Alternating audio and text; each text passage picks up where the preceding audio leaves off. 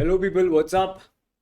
Uh, so today we'll be recording what is that? EBCL amendments for December 23. Difficult or easy, sir? It's quite manageable only, but for people who saw supplements which has been given by ICSI, I know you guys went for a shock because you saw 162 pages. I believe this was amendment sheet, supplement sheet. Yeah, yes, it says 162 pages. So, what has happened, people, for a long time, ICSA has just been giving, supplements wherever there are amendments, wherever there are additions. They've just been giving or adding papers to your existing chapter. So now there are few chapters which has been completely replaced. Now because of that, whatever is the amendment sheet you guys are seeing, it might look a little lengthy. Especially I know a lot of you are little gaga on what is happening with chapter 9 foreign trade policy.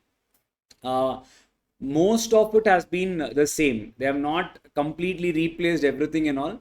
The most of the part has been same, but yes, they have added a few information, a few details have been added, a few topics have been added. So from that part, yes, it is a little important. uh, from amendments point of view, what I tell, try to watch the complete video and go. And FTP will be important. Chapter 9, you can expect one or two questions from, I believe, from amendments point of view only, or else that is most of the part will be manageable. So what I'll be doing is I'll be also giving you the material which I'll be using. I'll not be going through the guide, I mean supplement directly. I've made simplified notes. You guys can refer that. So for people watching it as an amendments, so I've made a video. So I'll tell you when I'm doing that particular chapter so that it'll be easy for you to manage. Yeah. So yes, people, let's start EBCL amendments for December 23 and onwards, of course. So majorly, people, the amendment has been in this four chapters: ODI chapter 6, FTP your chapter 9, competition law chapter 12, and your Consumer Protection Act chapter 13. So you can ignore literally Consumer Protection Act, people. There is literally nothing. The limits have been changed. If you have watched the previous thing, to the same thing in June 23, whatever we had covered, it is same here also. There is nothing much that has been changed. That's the same thing. And chapter 6, people, ODI, I believe you guys have already seen it. So how we'll be doing it is your chapter 6, people. Okay. So chapter 6, if you guys log into, I mean, if you guys check on YouTube, people, we have already recorded chapter 6. Chapter 6 is already there. Try to watch on YouTube EBCL amendments June 23. There I have completely uploaded your OI, that is overseas investment chapter. So which is already covered. So please watch that. It is same to same even for your December 23 attempt as well. Nothing much has changed. Now what is remaining is, people, your competition law and your FTP. Consumer Protection Act also same thing. The limits are same, but yes, at the end of the day, I'll just tell you what are the limits change. That's nothing to worry. So overseas investment, please watch June 23 EBCL amendment video. It's uploaded on YouTube. Overseas investment is done. I've also given you guys a link to download the notes as well, handwritten notes. You can utilize that, and it is easy for you to manage as well. Now what is left, people, will come to your FTP part. Sir, easy, difficult? It is easy only, people, nothing much to worry. Manageable only, definitely. Okay. Yes, sir. So chapter 9 FTP. Okay.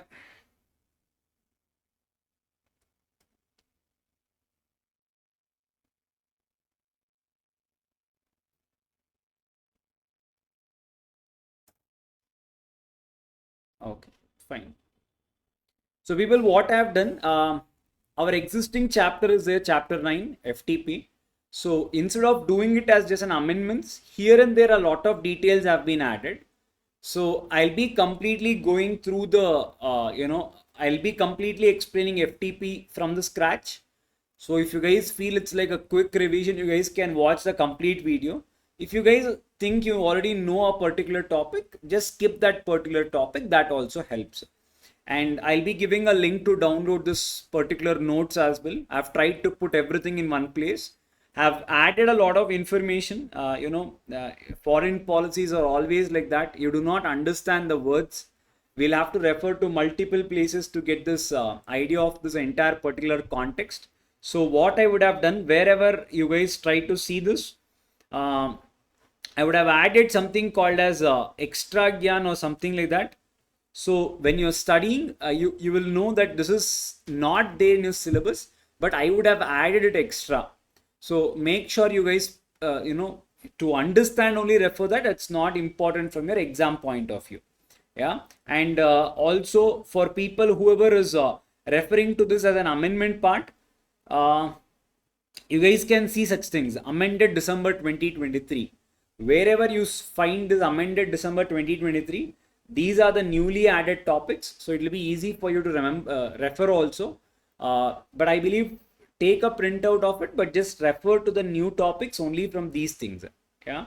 So that you will know easily which has been added specifically. Yes, people. So with that, let us start your EBCL amendments. Okay. Now, before starting, people, I'll just tell you, or I'll give you a brief intro on what has happened, why this amendment, and after looking into it, let us go forward. Okay, now people, before, if you guys have watched the previous videos, we were referring to something called as FTP policy 2015 to 2020. Always government comes up with something called as foreign trade policies, a 5-year plan. Now, first of all, okay, let us start from scratch. What is this chapter 9? What is foreign trade policy? Foreign trade policy, people, is nothing but, you would have seen, many chapters with regards to investments, loans from India to abroad, abroad to India. You would have seen in all the chapters.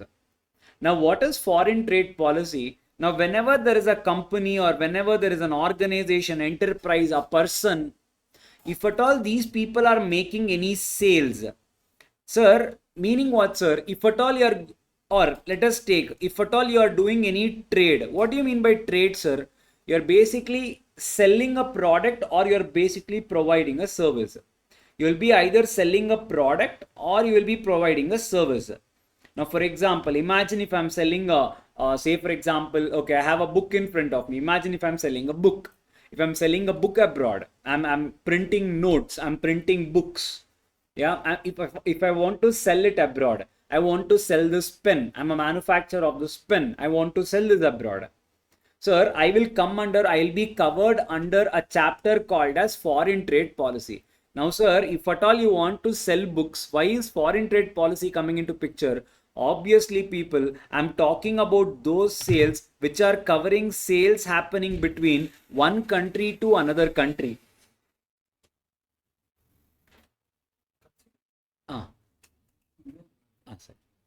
So, I'm covering those policies, or I'm covering those sales that is happening between India and other country. Meaning, sir, a person resident in India is making sales or providing services abroad.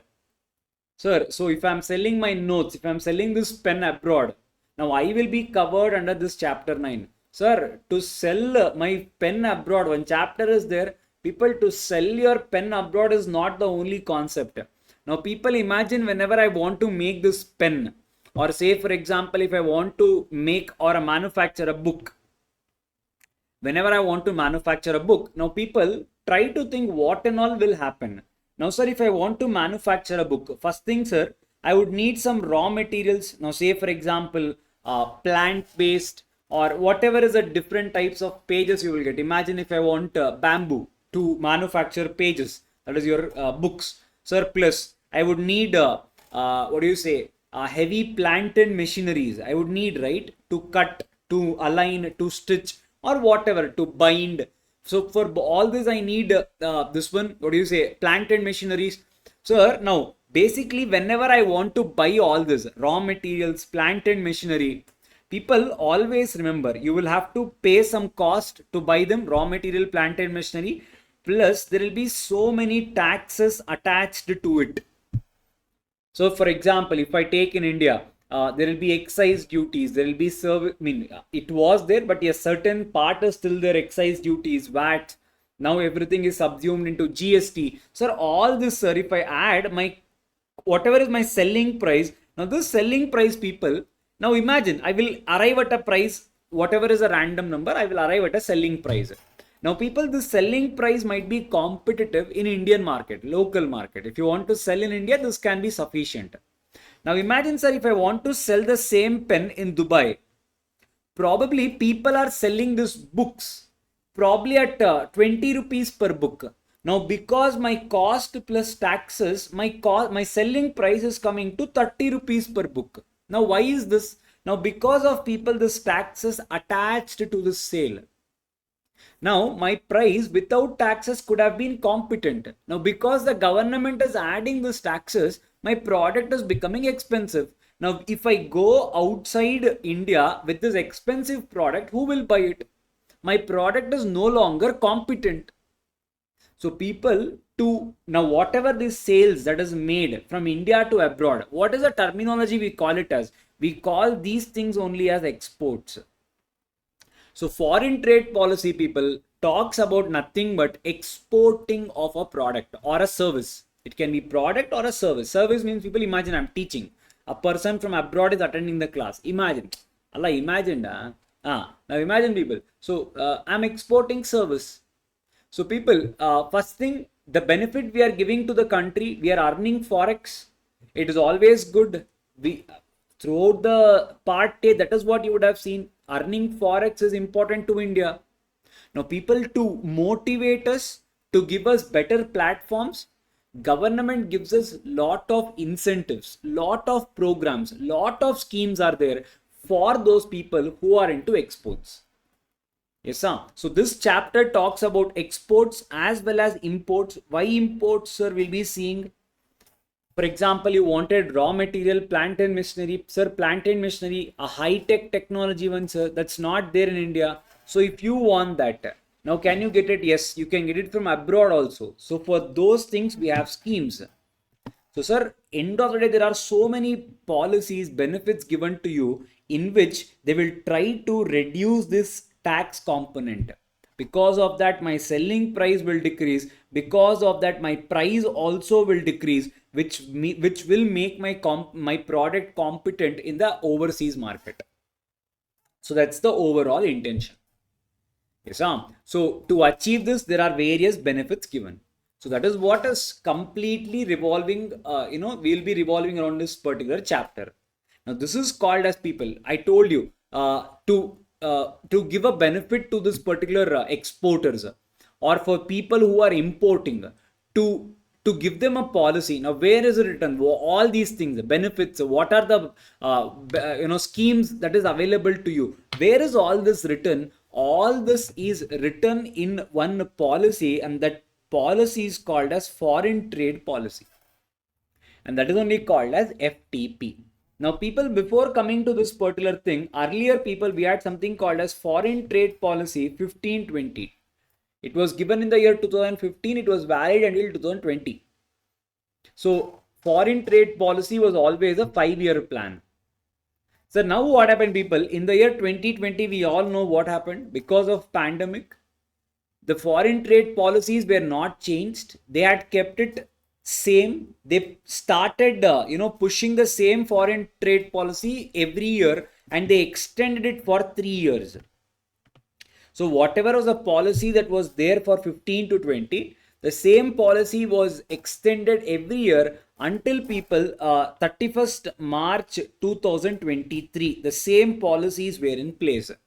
When the new financial year started, people, the government came up with the new policy of foreign trade policy. Now, the foreign trade policy, what we will be referring to is FTP 2023. So in this policy, they have added a lot of things. They have a lot of goals. They have a lot of objectives. So now the policy which is in place is called as Foreign Trade Policy 2023. Sir, you wrote only 2023. When will it end? 2028? No, people. Now this is one of the additional move or this is one of the highlight of this foreign trade policy 2023. There is no sunset provision. Basically, what do you mean by the people? There is no end year. So this is nothing but people a dynamic policy. What do you mean by a dynamic policy? With every year or with based on a change in scenario and environment. If everything around us changes, even this policy will also change. So they have never set a end year. So they can change it every year. They can change it once in 2 years, or they can change it as and when there is a need. So today, whatever is there is called as Foreign Trade Policy 2023. It's clear, all of you? That's the background of this particular chapter. Okay.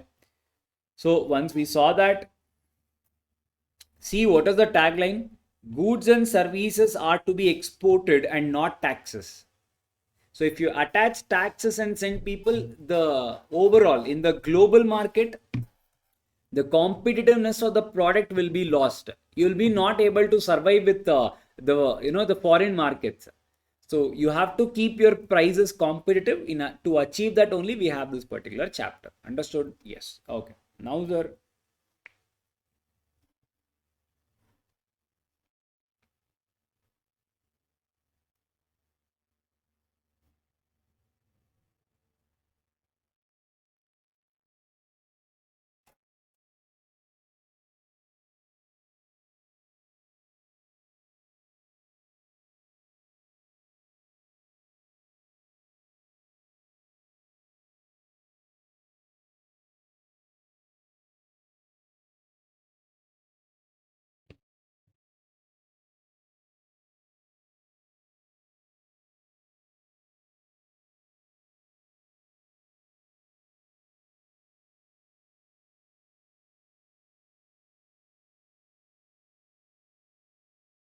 Vivek content ಕಳಿಸಿದ್ಯಾ?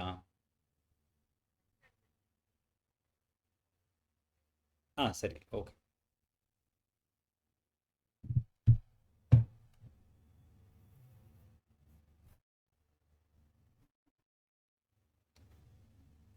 Okay. Meanwhile, so let us start, sir. What is happening? We'll see. Then we'll see. With I'm just waiting for one file to come. Okay. So that's what I've given here. The new policy, the intro earlier was this. Today, what has come is this. Today we can change with the environment. Whatever is happening abroad. I mean, whatever is happening around. With that, our policies can also be changed.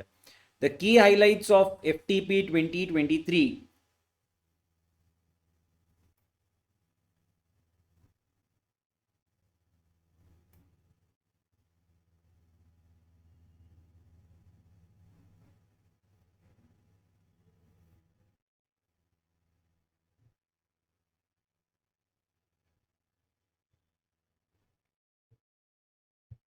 Okay. First, let us do it of this key highlights only. You can expect one question here. What is the key highlights? Basically, what is changing in the foreign trade policy? That is only this key highlights.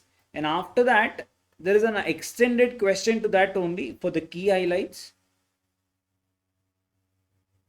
Okay, we'll do that.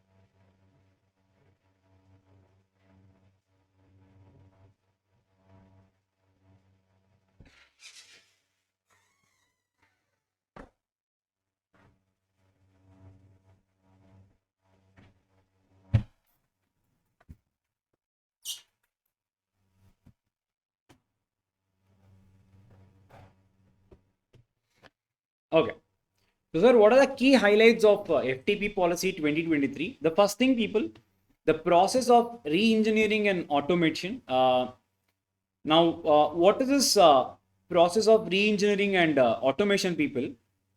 First thing is that earlier, whatever was the FTP policy 1520, it was most of it, people, driven by paper and physical presence, meaning, people, now if imagine, I told you there are so many benefits given to the exporters under foreign trade policy.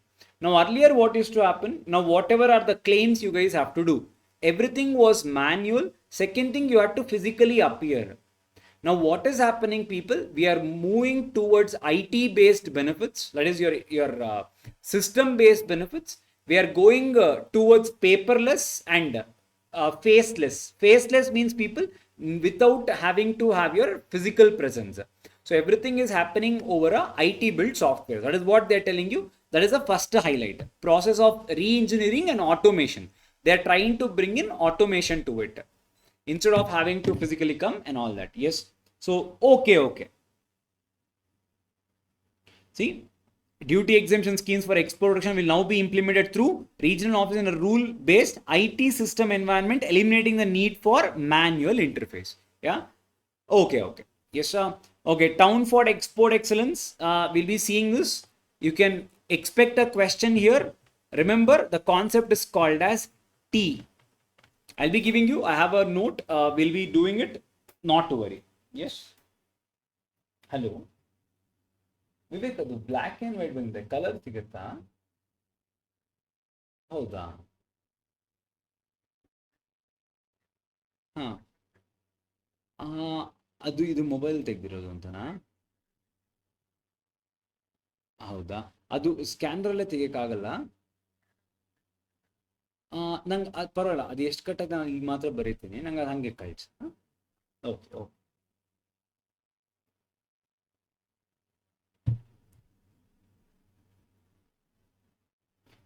Yes, people. So, town of export excellence, T. Now they are telling you this is a new concept. It seems it's not like a new concept, but what is the key highlight of 2023 policy? We'll see this. Give me some time. I just need one paper. So next one, sir, recognition of exporters.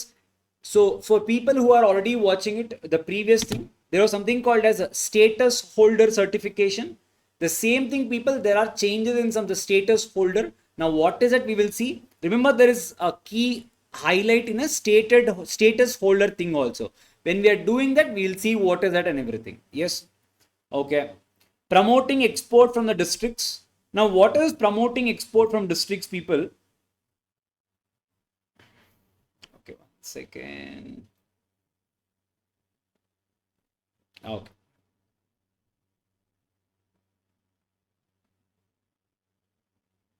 Okay, promoting export from districts. Now this is also an important thing. We'll be looking at it in the next topic. There is something called as a trade facilitation. We have in detailed of this particular thing. We'll see what is that. So for some time, just keep it on hold. Next thing is called as comet policy. Comet policy is the last topic of discussion in this chapter. We'll be seeing again what is comet policy. So I'm telling you what is happening. In FTP 2023, they have introduced all these concepts. Are you getting a fair idea? Yeah. So whatever these policies are in detail, we'll be seeing probably, in the respective times. So bear with me until then. Next one, sir, there is something called as facilitating e-commerce export. Okay, in detail and all, nothing is there. Okay. Now listen. Now people, whenever a person is exporting, now there can be two types of exporters. The first exporter, people, is a person who physically, exports things. The second person, people, is not physically present. He is electronically present. And we call such people as what, people? E-commerce. So there are two types of exporters. One person can be a physical present holder. He has a physical presence of his business. The second one is, people, e-commerce. I need not give you an example also. The best example, if at all you guys want, what is that, people? Now imagine I wanted to come up with this pen. I want to manufacture this pen. Now I want to sell this. Now where can I sell this, people? Now imagine I'll enroll myself on Amazon. Sir, Amazon is in India only, no sir. What export? Now people, there are two Amazons, Amazon.in, Amazon.com. Amazon.in, everything will be available in rupees because it is Indian served market. Amazon.com is global. Now, sir, I will register my pen. I will upload my pen and I will list my product on Amazon.com. Now, going forward, I will start getting orders. Correct? Now, this is called as what people e-commerce trade. I hit in the point. Now, sir, what has happened? What is the exact amendment? I'll not say amendment. Now there. Okay. Now, what is that addition that has happened, people? Now, whenever I want to export my product, there can be two types you can export your product. The export can happen, people, in two ways. One is called as people export by courier. Export by courier. Next one is people export by cargo. This information is not required for you, but this part is where the FTP policy has made an amendment. But whatever I'm telling you overall is not required. But try to listen. So whenever I'm exporting a product, I can export a product in two ways. One is called as export by courier. Next one is called as export by cargo.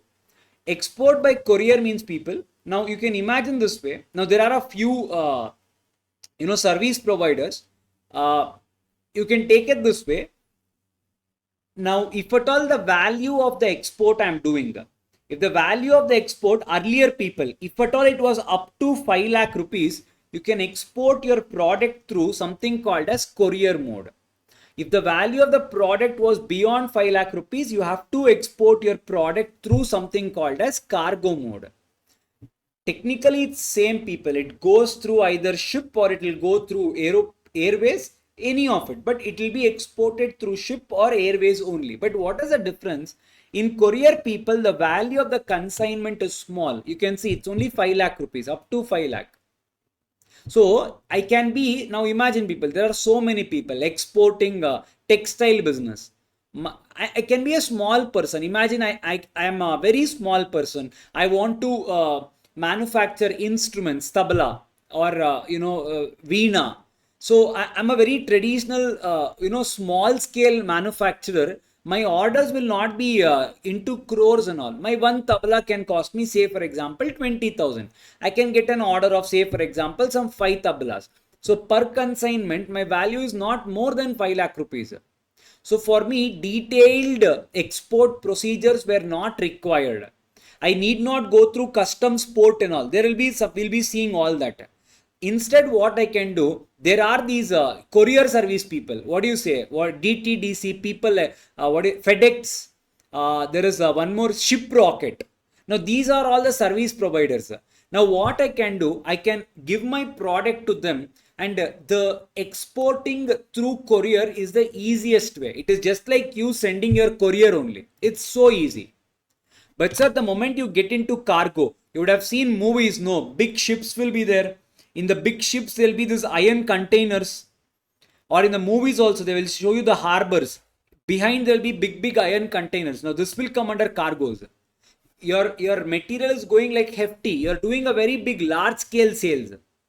Sir, now what they have done, people, earlier this courier was up to 5 lakh rupees. Now they have increased the limit up to 10 lakh rupees. Now, if you are doing e-commerce sale, you can do it through courier mode up to 10 lakh rupees. It is allowed. Beyond that, people, you have to go through cargo mode.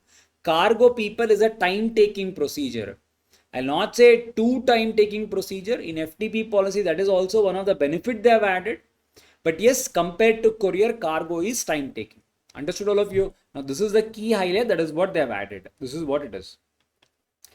As a starting point, the consignment wise, consignment means, people, my individual sale cap on e-commerce export through courier has been raised from 5 lakh to 10 lakh. That's the major thing. Is this clear? Pakka na? Okay. Sir, integration of courier and postal exports with IceGate. Now, what is this IceGate, people? IceGate stands for Indian Customs Electronic Gateway. Now, I told you, whenever I want to export, I have two ways. One is courier, one is called cargo. Cargo, people, you only will go to customs. Now, people, how will I generally export, people? In short, we will see.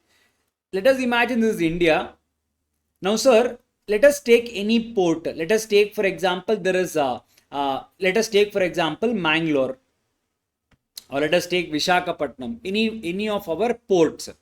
Sir, now I'm a manufacturer of this pen. I will take my product to this Mangalore airport, or I'll take it to harbor. Basically, this harbor, this is now there will be what do you say? To tell it this way, imagine people, there is this vessels, basically ship. If I want to export, there will be this cargo ships waiting. I will have to take all my documents, have to give all the documents to the customs authority. Customs is what people, your government. Whatever are the exports you are doing, they will check them. They are called as people custom ports. Whether it is through aeroplane, whether it is through vessel, that is whether it is through ship, you will have to give your products first to the custom ports. Custom ports will check, and then only people, the goods will be loaded onto the ship. Until then, people, the goods will not be allowed to load it on the ship. Now, people, if you are going through cargo mode, there was something called as ice gate. Ice gate is nothing but, people, the customs ports. Now, what they have done, people, whenever you are trying to export your goods through courier, they have integrated ice gate with your courier mode. So, if at all I am sending my goods through ship rocket, the details are also linked with ice gate. Ice gate is nothing but customs gateway only, customs port only, electronic port. So, sir, whether I am doing through cargo or through courier, whatever are the benefits I need to get, I will get it from the customs authorities, is what they are telling. They have tried to make a integrated model. That's the thing they have added. Is clear? Yes, sir. Okay. Okay. Next one, sir. Facilitation under EPCG. What is EPCG now? We'll see, people, a little while later. As of now, don't worry. EPCG scheme we'll be seeing in detail. Yeah. For now, don't worry. We'll be seeing this. Next one, sir. Facilitation under advanced authorization scheme. This also we'll be seeing. For now, just wait.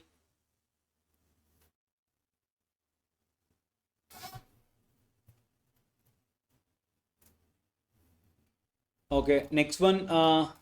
There is something called as merchanting trade. Now, what is this merchanting trade, people? Merchanting trade means, now imagine I am a Indian and I am a merchant. Merchanting trade. Trade means, people, now what do you mean by this? Now there is this person. This person can be two people. One is called as manufacturer, one is called as merchant. What is the difference? Manufacturer, I will only come up with the product. Now what is this merchant trade? Merchant trade means, people, now this person imports certain products from Sri Lanka. Now imagine in Sri Lanka something is good. Now what does this person do? This person will import all those products.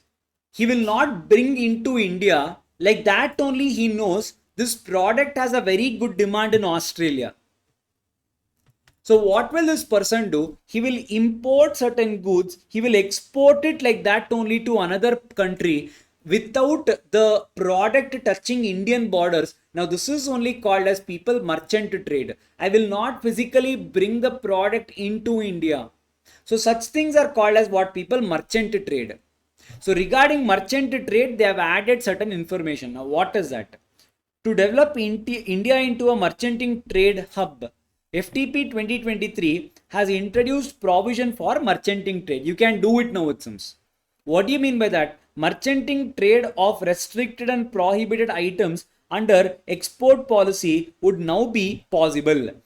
Merchanting trade involves shipment of goods from one foreign country to another foreign country without touching Indian ports, involving an Indian intermediary. What do you mean by that, sir?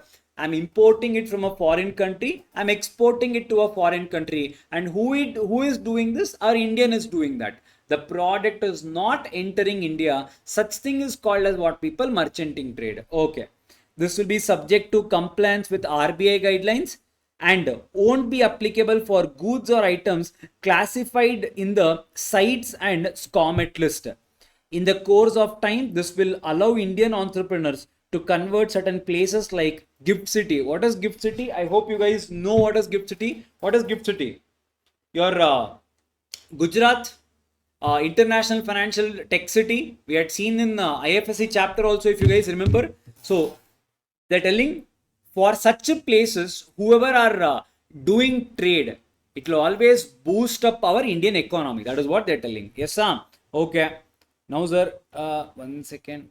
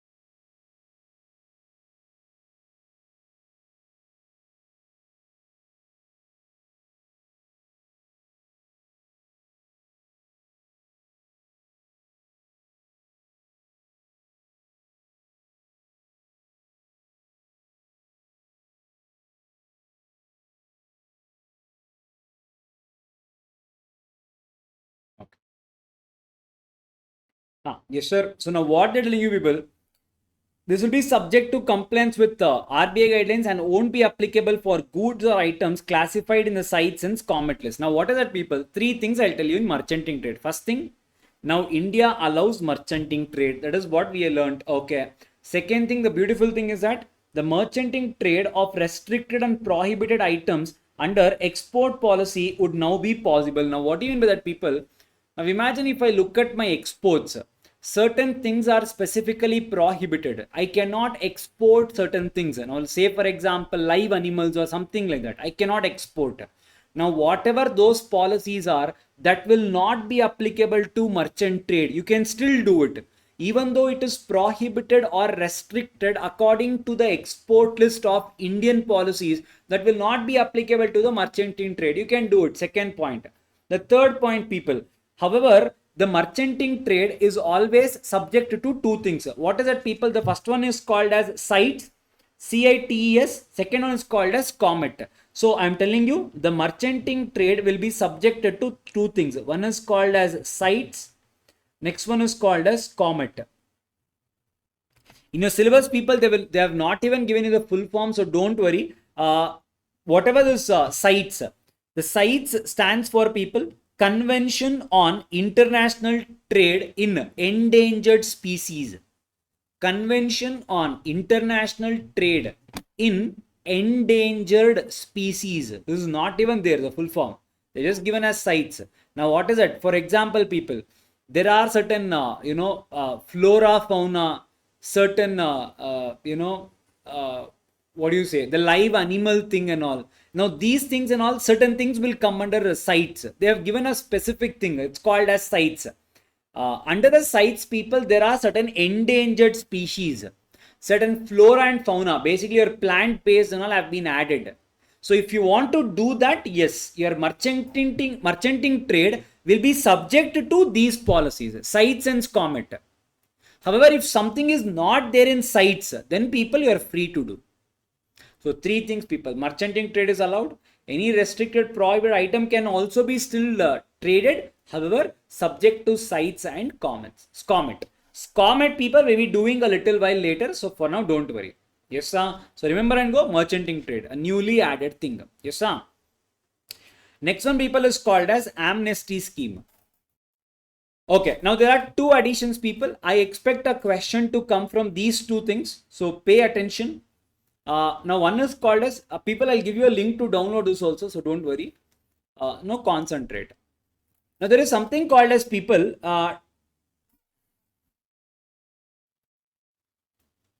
Okay, let us first look at this only. Town of export excellence. There is something called as T. The next one is called as people. Amnesty scheme. Let us see both. 1 second.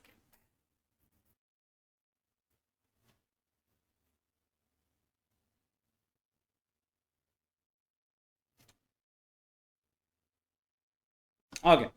Now, sir, there is something, a new scheme that has come. Not new scheme, it is already there. But for already existing scheme, they have added a few places. Now, what is that, people? Now, imagine there are certain towns in India. These towns are doing extraordinarily a great job towards exports. There are these towns. So what does the government do?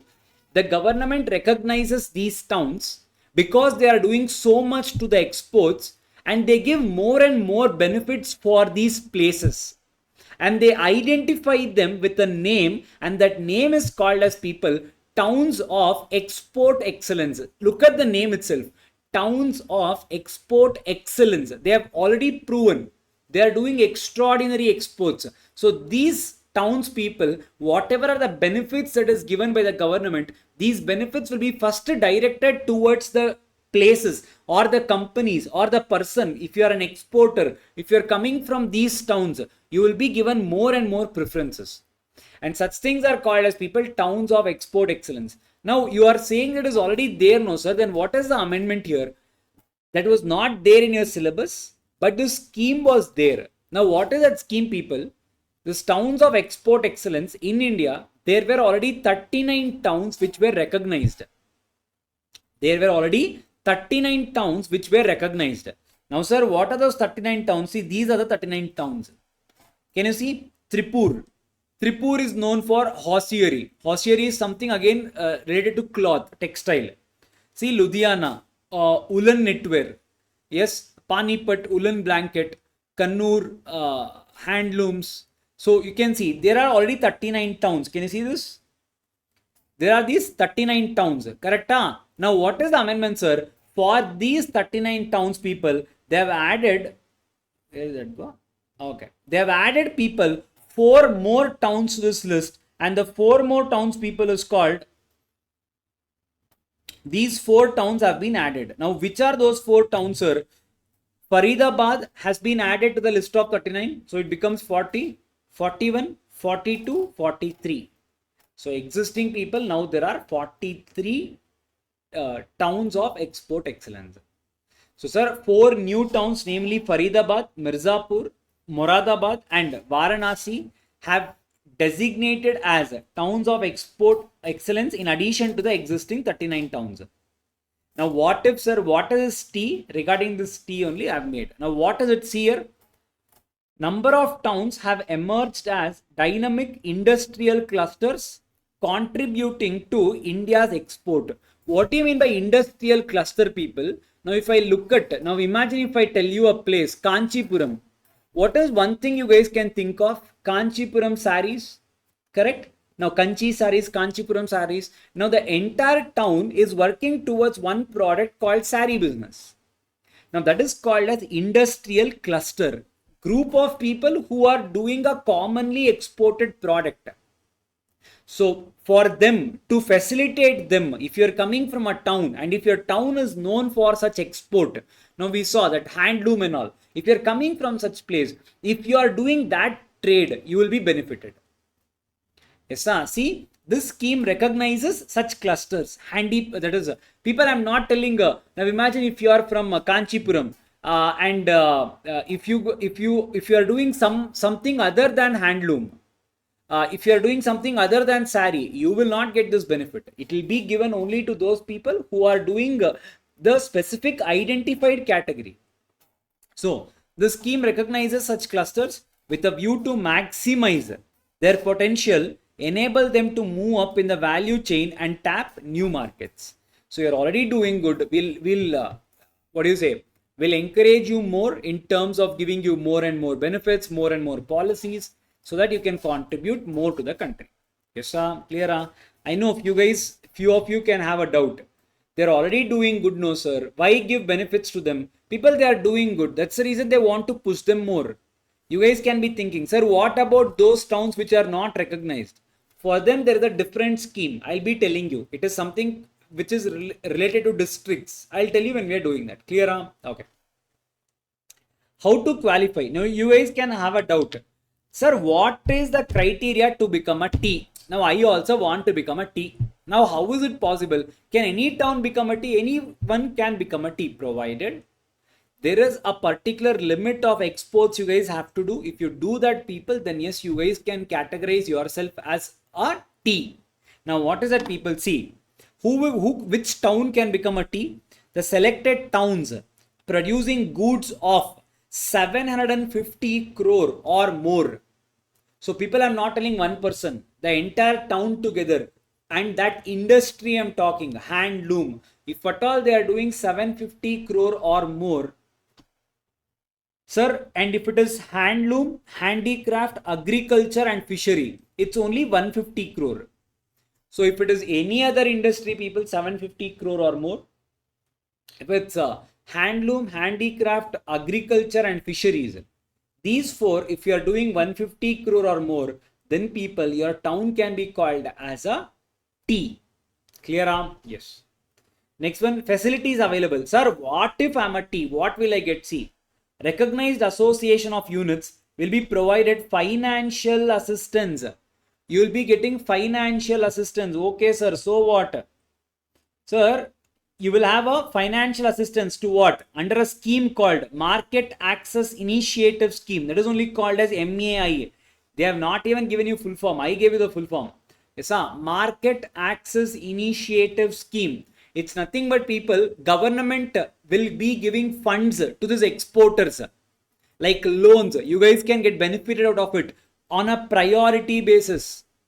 Every exporter can access, but if you are coming from this town, you will have a first benefit. Getting the point? Yes, Sam. Okay, next one.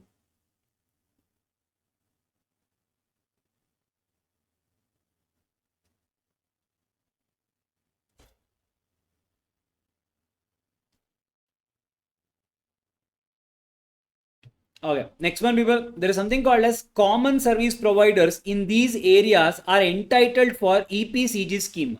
When I'm doing EPCG scheme, I'll connect to you what is this, but we'll be doing it. Don't worry. We have a scheme called EPCG. That time I'll tell you what is that. Yes, sir. For now, just keep it on hold.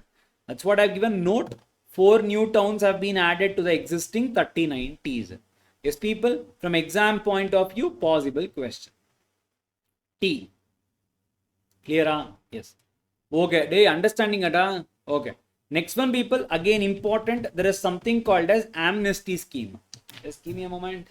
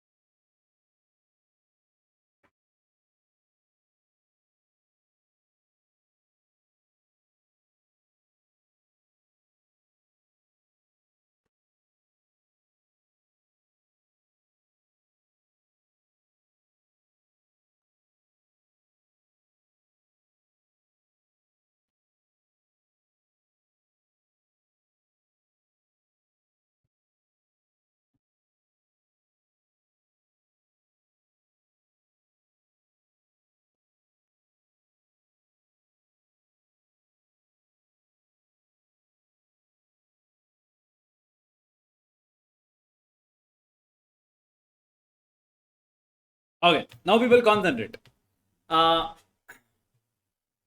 Now, people, I'll tell you about two schemes, but I'll not go in detail, but I'll just tell you on the face of it so that you can understand this, what is this new scheme. Now, people, Government of India, as a part of FTP 2023, they have come up with something called as amnesty scheme. It's called as amnesty scheme. Now, if you look at what do you mean by amnesties, people, the word amnesty stands for forgiving. Yes, Sam. Now, what is amnesty, people?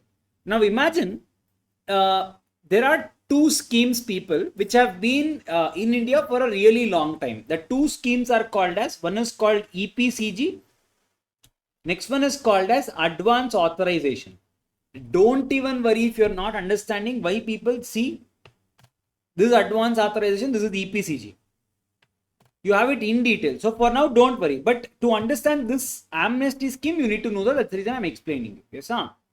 So, sir, now people, if at all you're an exporter, you're eligible for something called as two benefits given by the government. Benefit number one is called as EPCG. One is called as EPCG. Next one is called as, people, advance authorization scheme. So there are these two. One is called EPCG, one is called as advance authorization. Now, what is this, people? Nothing but Government of India allows you to import, meaning get certain raw materials into India and you can manufacture it and you can export it back to the other country. This is not merchant trade. I'm telling you, you'll import raw material. Imagine I want to manufacture my book. I want raw material. Imagine I'll import bamboo from China.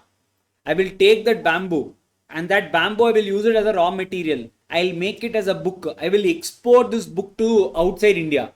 Now, people, according to the Indian laws, whenever you're importing certain things from outside India, the government, the customs, what they will do, people, to make you stop. See, if there is a requirement, people, you guys can import. They are not saying no.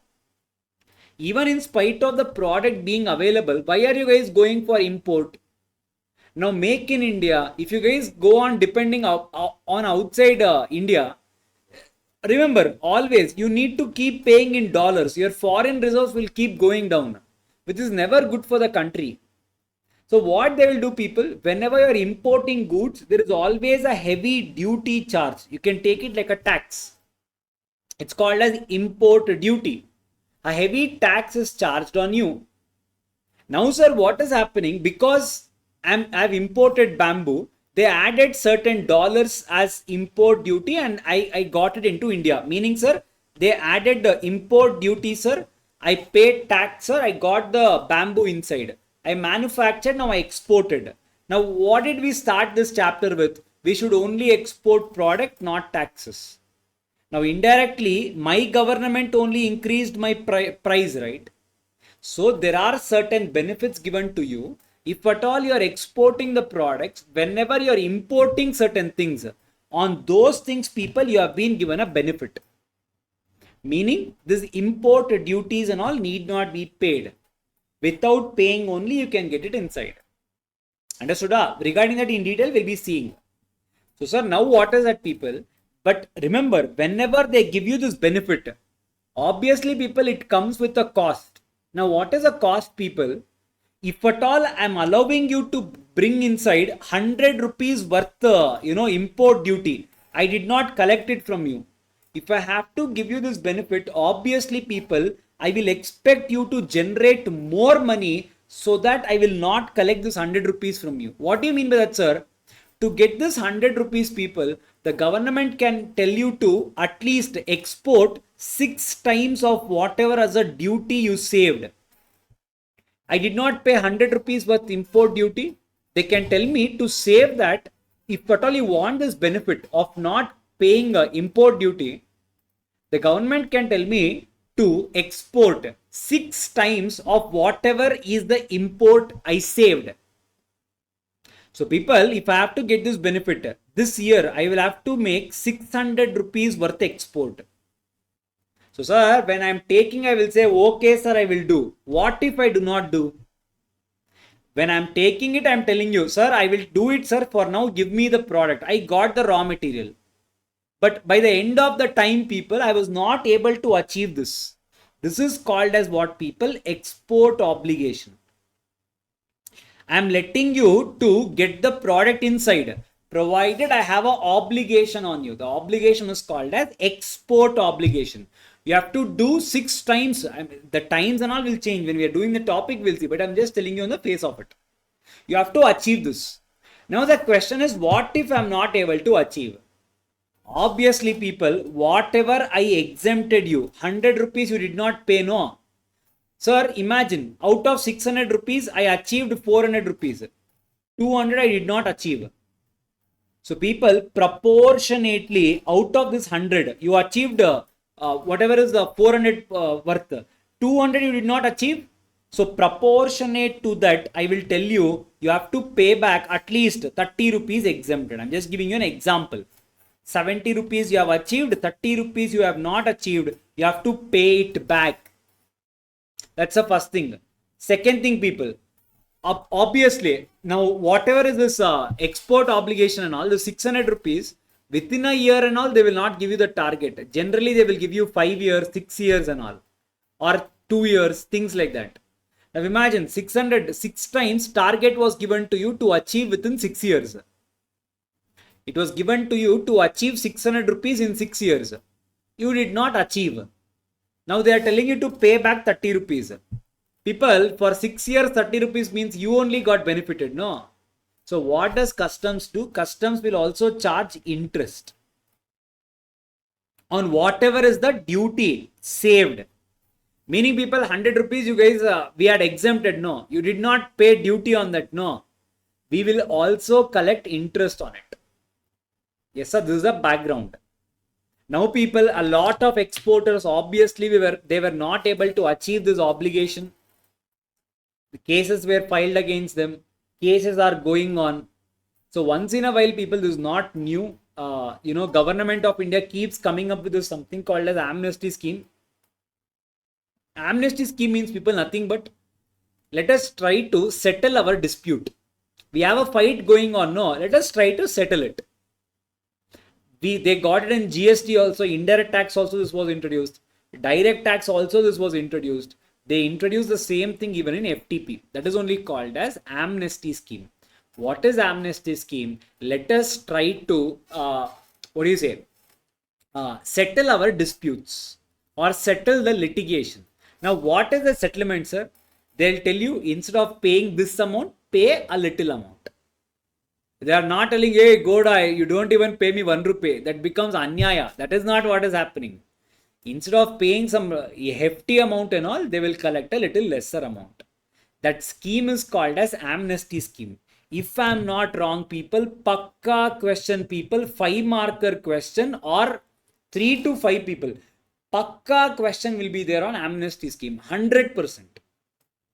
Yes, sir. Okay. Now, what is that? See. What is amnesty scheme? In line with something called as Vivad se Vishwas. Vivad means, people, controversy. From that to, we want your trust. We don't want exporters to suffer. Come let us become friends. So because of that, there is an initiative. Government is committed to reducing litigation and fostering trust-based relationship. So they are reducing the litigation. How? It is a one-time scheme sought to settle tax disputes amicably. Amicably means, people, friendly settlement. Amicably means friendly. Friendly settlement. Okay, na? It is intended to provide relief to exporters who failed to meet obligation under EPCJ and Advance Authorization Scheme. Correct? Those 2 schemes. If you failed to meet the export obligation, for you, the scheme is giving you the benefit. Okay. Now, how is it beneficial? Why is now, as a exporter, how is this scheme beneficial to me? All pending cases of default in meeting export obligation can be regularized. Leave away all this. How? On payment of all the custom duties that were exempted in proportion to unfulfilled export obligation. So, people, on payment of all the custom duties in proportion to unfulfilled export obligation. So out of 600 was my complete export obligation. I did 400. I did not do 200. So in proportion to this, I need to pay my duty. Clear? Okay. And what else is the benefit? What is to be paid? Exempted custom duties in proportion I need to pay that. Second one, interest capped at 100% of these exempted duties. What do you mean that, people? Now imagine I told you 6 years. For each year, people, they will start charging interest on the, because I did not make the payment, and it could have been years, no? The cases can be pending from 10 years, 15 years and all. Now you look at the interest amount that could have been accumulated. At times, people, the interest amount will be more than the principal amount. Just like your housing loans and all, interest will be more than your principal amount. So imagine if my what is that export the duty they exempted was 100 rupees. The interest on it, people, could have become 400 rupees. If I have to tell it this way, imagine this 1 crore. Interest could have become 4 crore. Now they have said, don't pay 4 crore interest. You pay the customs duty. Whatever was exempted, pay that in proportion. Plus, also pay interest capped at 100%. Meaning, people, up to 1 crore only I will charge you interest. If it's going beyond that, don't pay. So whatever is the principal amount, up to that only you pay interest. Beyond that, don't pay. That's what they have said.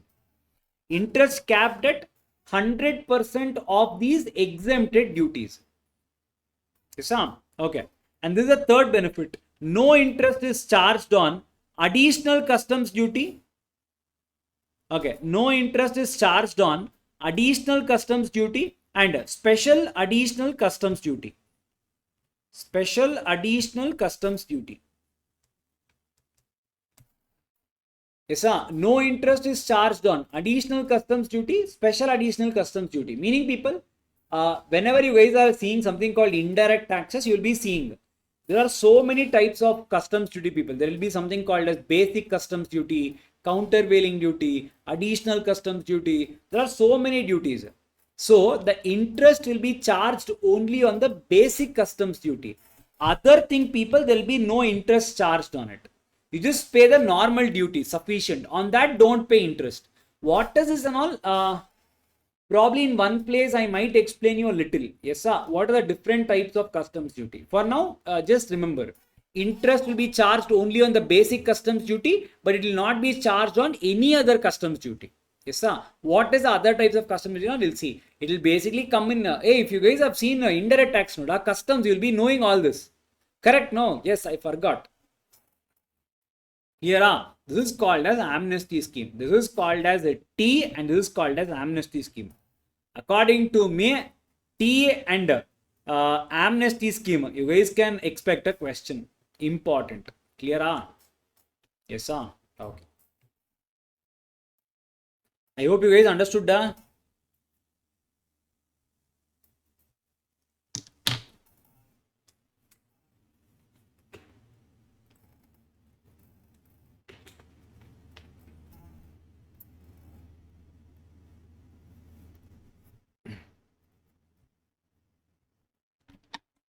Okay, merchanting trade is done, no. Amnesty scheme is done, no.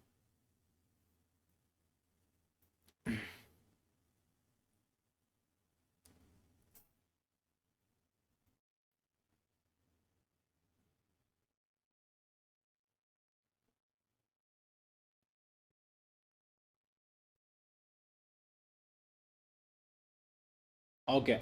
There is something called as transitional arrangements. Transitional arrangement is nothing but, people, what if I had got some license, this advance authorization and all in previous scheme. All that will not be affected, people, because all the amendments will always be in prospective in nature. Always remember that. So whatever is done, all that will not be affected is only prospective in nature. Clear? Yes. Okay. Now there are some definitions. We'll see definitions.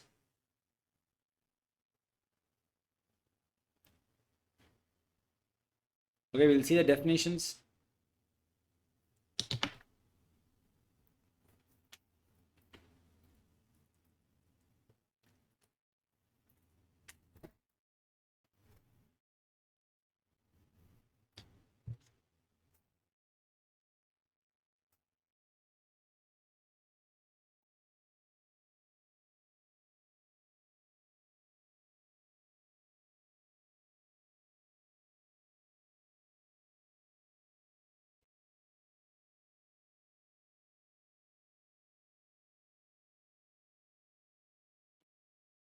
Yes, okay. So we will in the definitions part, just remove this drawback on deemed export. You guys would have seen in before thing that was there. Now they have removed that, so it is not required. You can remove it. Yes, sir. Okay.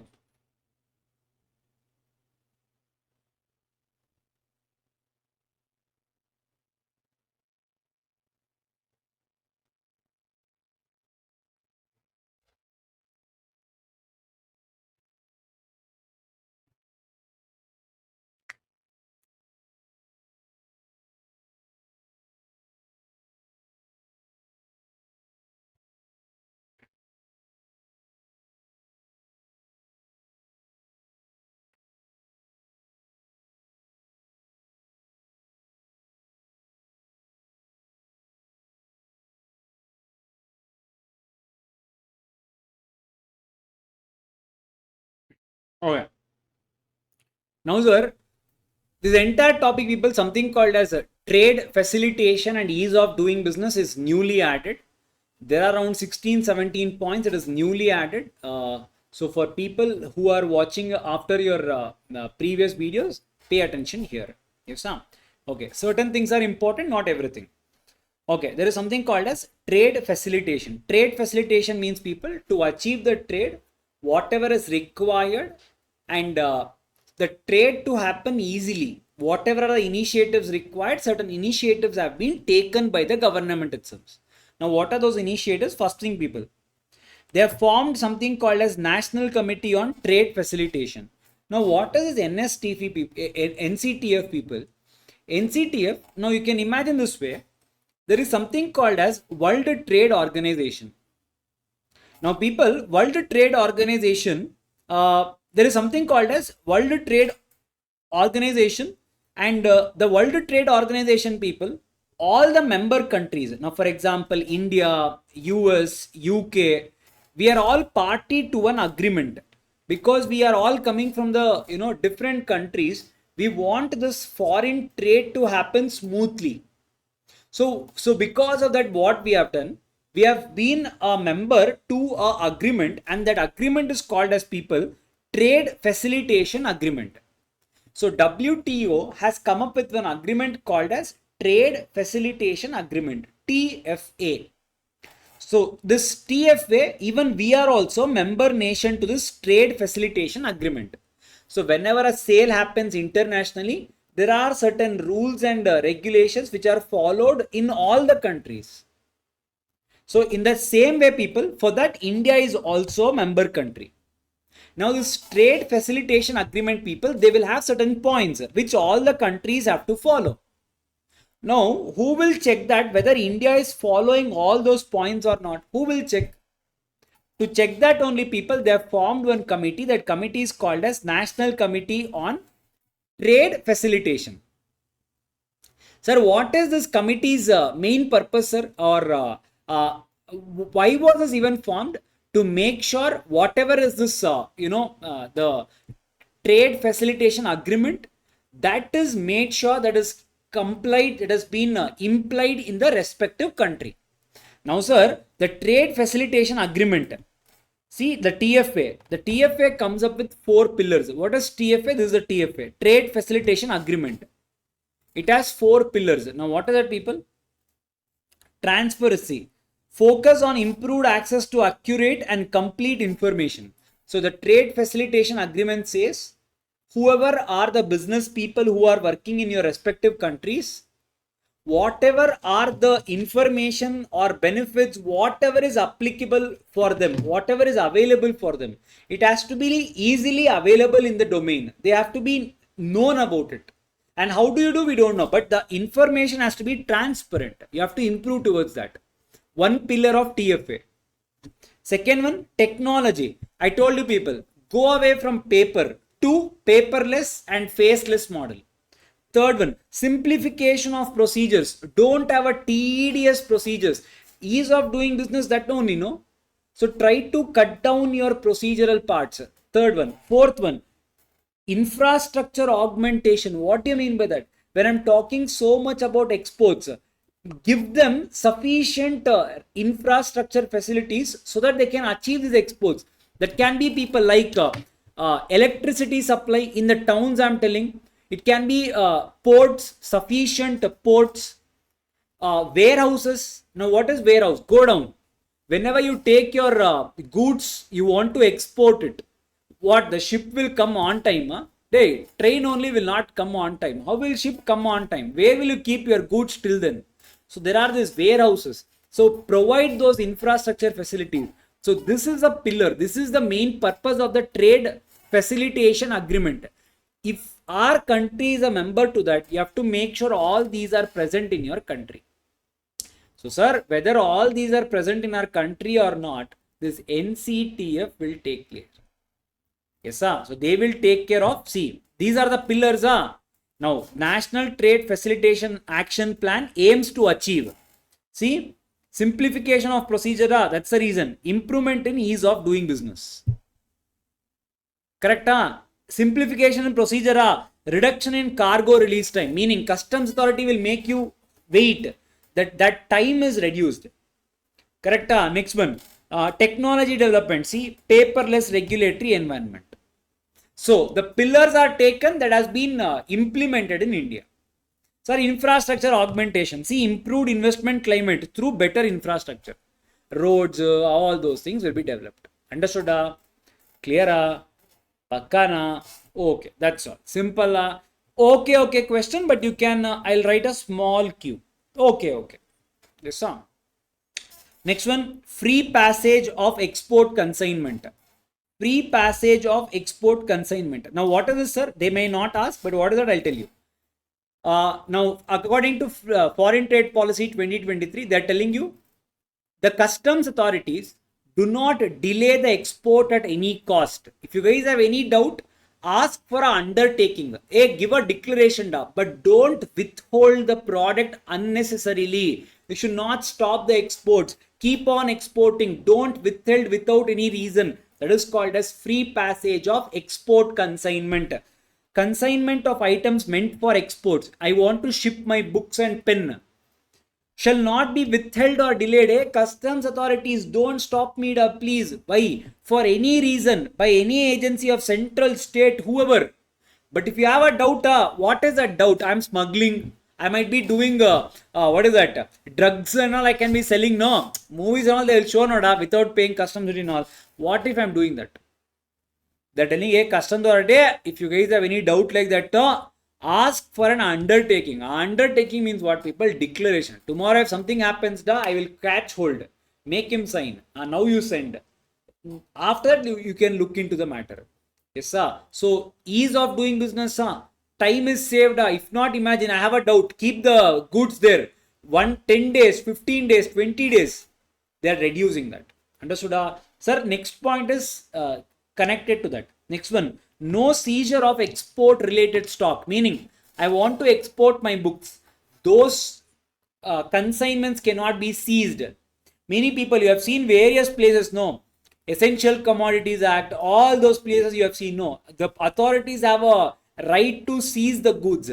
They're telling you people, no seizure shall be made by any agency. If it is meant for export, you cannot stop it. Seizure concept itself does not exist. Sir, what if I'm doing a very serious offense? Very serious, sir, drugs and, sir, then people, if you have prima facie evidence, if you have evidence, and if it's of a serious irregularity, if it's serious in nature, you can seize people, provided that seizure should also not exceed 7 days. Maximum seizure time should not be more than 7 days. So generally not possible. Serious irregularity people, you can go up to 7 days. Clear? Yes, sir. That's this. Understood? Ease of doing business. Next one.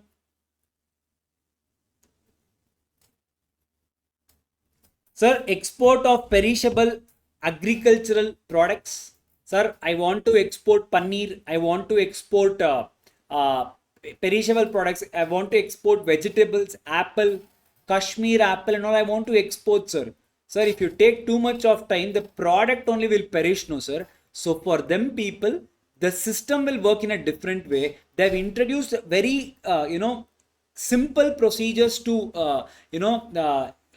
give these consignments to them, and that simple procedure people is called as a single window system for transaction handling everything one place only, so that the perishable goods will reach the destinations on time. Simple. Again, see, ease of doing business. We are facilitating the trade. Okay. Next one. Okay, this we'll keep as the last topic. Easy ones we'll do it off.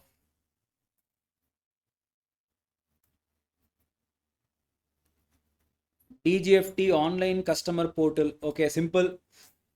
Export import related information including act rules, everything. If I want to study foreign trade policy and all, everything is now online. It seems you can just log into dgft.gov, you will get everything. Okay. Issue of EIEC. What is EIEC? You guys knew there is something called as a importer exporter code.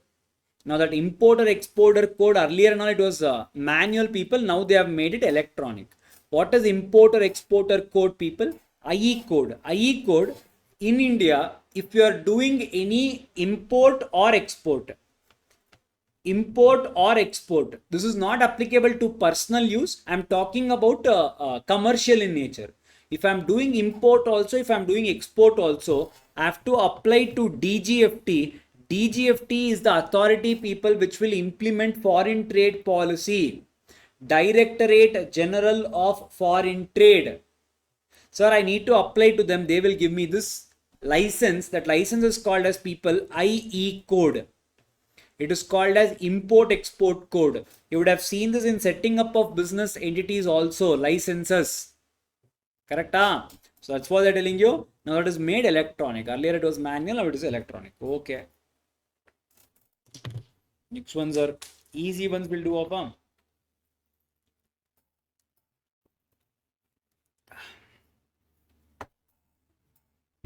Next one, online facility of ERCMC RC related processes. Now what is this RCMC, people? See, this is what is there for you. This is what I have given you. Extra again, don't even worry. But to understand, I am telling you. People, there is something called as registration cum membership certificate. That is the full form of RCMC. Registration cum membership certificate. Sir, membership means what? Membership means there is one association, I should be a member to it. So let us take one example. We just saw one association. No, what is that association? Okay. Agricultural and Processed Food Products Export Development Authority. Now imagine, sir, for example, people, there is this handloom industry. There is this agricultural industry. For every industry or for every sector, people, government has created export promotion councils. You can imagine like a organization. For handloom industry, they have created one body. For agriculture, they have created one body. Like that, for every sector, they have created one body. So for handloom, there is one handloom export promotion council. If you are a handloom person, imagine you are a handloom sari. You guys can become a member to this handloom export promotion council. How? By obtaining something called as RCMC. Registration cum membership certificate. What is the benefit? Whenever this council is conducting any, say for example, fair. Fair means what, sir? Exhibition. Only these people can come and participate. If you are a member, you can also participate. Imagine, people, this sector, if they are announcing any schemes, any special incentives, if you are a member, you will also get that benefit. If you are not a member, you will not get the benefit. Earlier it used to happen manually, it is happening electronically now. Again, I repeat, you becoming a member to any export promotion council of that particular industry, you will get a certificate called as registration cum membership certificate. Is this clear, all of you? Simple? Yes. That is this RCMC. Okay, next one. Online facility for e-certification of COO. We'll see this also here only. Yeah.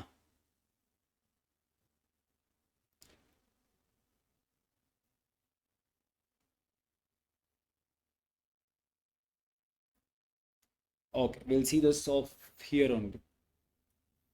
Okay, there is something called as people COO. Sir, again, you are no people, all this was there. Now, what is this people? Earlier, there was something called as certificate of origin. To understand this people, let us look at it with a live example. Okay. Now imagine people, there is a treaty between India and Sri Lanka. We actually have a treaty. Now, what is a treaty? Sri Lanka allows certain products coming from India. Now, if at all any person in Sri Lanka, imagine they are importing our products. We are exporting it, someone is importing it there, someone is buying our products.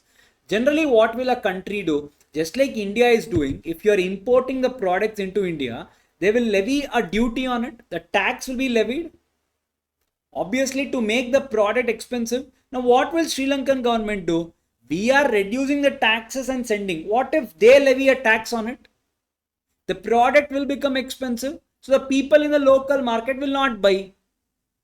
So, to avoid this, what has India done? India has entered into treaties with various countries to make sure certain products which does not exist in their country, do not levy import duty on it, do not make that product expensive, and certain countries have accepted it. One of it is Sri Lanka. Now sir, if any manufacturer, any producer, if he is selling the product to this country, he gets the advantage, the price advantage. Import duty in his country will not be added. Your country gave benefit, it is in your hand. Sri Lankan country, what can you do? So what will Sri Lankan country now do? Because Indian government has entered into this benefit, Sri Lankan government will not levy any tax on your product. So the person buying it in his country will get it at a least price only. So competitively, you are still able to sell the product abroad. Sir, what is there in this, sir? That should be read in terms of Sri Lankan government, no, sir. Now the question is, how will the Sri Lankan government know that the product that on which you are asking for, now this importer will be there? No, the person who buys, he will go to Sri Lankan government and he will say, sir, on this don't charge any tax because I'm bringing it from India. You have a treaty. Sri Lankan government will say, what is the guarantee that this product is coming from India only? Da? What if you got from Bangladesh and you're cheating me? To avoid that, people know what they have done. They add something called as COO. COO stands for Certificate of Origin. Origin means, people, from where does this product come from? From where does this product belong to? Earlier they used to give it manual, now they give ECOO, Electronic Certificate of Origin. Indian government puts one seal on your product and it will send. Meaning this product is from India. A Sri Lankan government, you can allow this product to your citizen, don't worry. That is only called as ECO. Understood? Yes, sir. For this, extended amendment is also there. Now what is that, sir? That was already there. Now, adding electronic is a added advantage. Sir, now that is also, sir, every time I need to go to the government, no, sir. Time taking procedure, no, sir. To reduce the time taking procedure, people, in India, there are a few people, we literally believe them like crazy. We just trust them. For them, we are telling, hey, every time you don't come to Indian government also, you do one thing. You only self-certify saying that this product is from India and the other country will believe. You only self-certify that this product is originating from India. Everyone cannot do. Only few VIPs can do. Who are they? We will see. The VIPs are called as status holders. What is status holder and all? We will see. Yes, sir. The status holders, people, they can self-certify. They can only say that we belong to India. They need not go to India to get this stamp. So this is what is the second amendment. I have put everything in one place. People, it took me just 1 week to prepare this notes. That's all. Not more than that. Yes, sir. It took me 7 to 8 days. Yes, sir. So that now everything is aligned. You know where what is coming. Okay, related topic you need to read. Yes, sir. See, self-certification of originating goods. If you look at supplement, you will promise you will not be able to find it also. But it's there. Approved exporter scheme for self-certification of certificate of origin. The manufacturers who are also status holders shall be eligible for approved exporter scheme. Correct? Approved exporter will be entitled to self-certify their manufactured goods as originating from India with a view to what? Sir, for qualifying for preferential treatment under various agreements, people. We have preferential treatment agreements, FTAs. There are so many agreements India has entered. You guys can be a party to it if at all you have this certificate. Clear? Sir, status holder will be recognized by DGFT as approved exporter for self-certification based on availability of required infrastructure capacity and trained manpower. So if you are a status holder, I will look into your infrastructure, I look into your capacity, I look into your labor. If all this is satisfied, I will give you the self-certification option. Exporters can self-certify the statement of on origin of their goods as per the self-certification guidelines, people. It's nothing but guidelines of the European Union under the registered exporter system as in para. You can ignore this, it's nothing but guidelines. So according to that, you can self-certify. It's not like somewhere you just sign it off. They have prescribed your guidelines, you need to follow those guidelines. Yes, sir, done. Next one, online facility of quality control and trade disputes. Last topic that only we'll see. Electronic record of export proceeds through EBRC and EDPMS. Now, what is that? For the country, you're telling that you're exporting the goods. Now, my question, what is the guarantee that you exported the goods? What is the guarantee that you got the money? What is the guarantee? The country is asking you. Every time they'll call you, hey, you student, did you give the goods to the importer? Did you give it to the buyer? Yes, sir, I gave. Did you realize the money? Yes, sir. Show me the guarantee. You need to show the bank statement.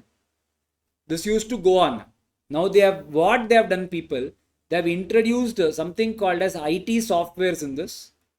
Automatically, your bank account, people, is directly linked to the authorities, DGFT.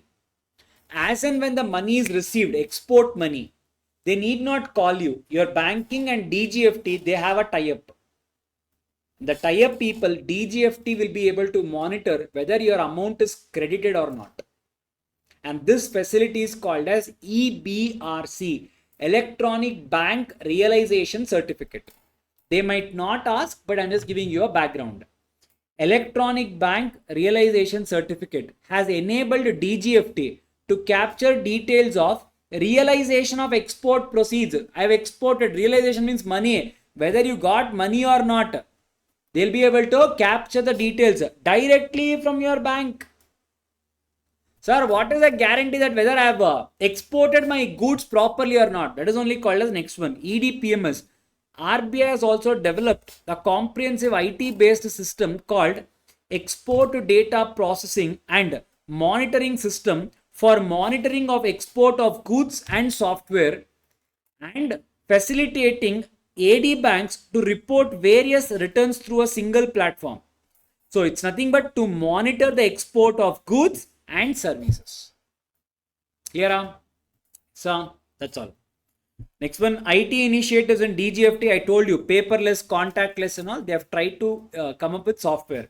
For that, we have again in detail, see this only. Yes, we'll see that again. Next one, trade data and statistics. Now people, customs authorities, they try to maintain a data and statistics for everything. They collect all the details and it is widely spread. It is there in public domain. You guys can take whatever you want. See, the Department of Commerce, you have portals. From all these portals, you guys can get all the information you need. Again, it is also a step towards your facilitation of trade. The next ones are trade facilitation at customs. Now, sir, whenever this customs airport, customs harbor and all, the time used to, it was completely paper-based environment. The time taken was more. It was tedious procedures. Now I'm talking about ease of doing business. Now in trade facilitation, what are the steps taken by customs authorities to reduce this paper, time, your manual, your physical presence? What is the steps they have taken? See, first one, from customs authorities have given you all these benefit systems. Sir, customs authorities means what? It is called as people CBIC, meaning what people? It is also called as Central Board of Indirect Taxes and Customs. So they have taken number of initiatives.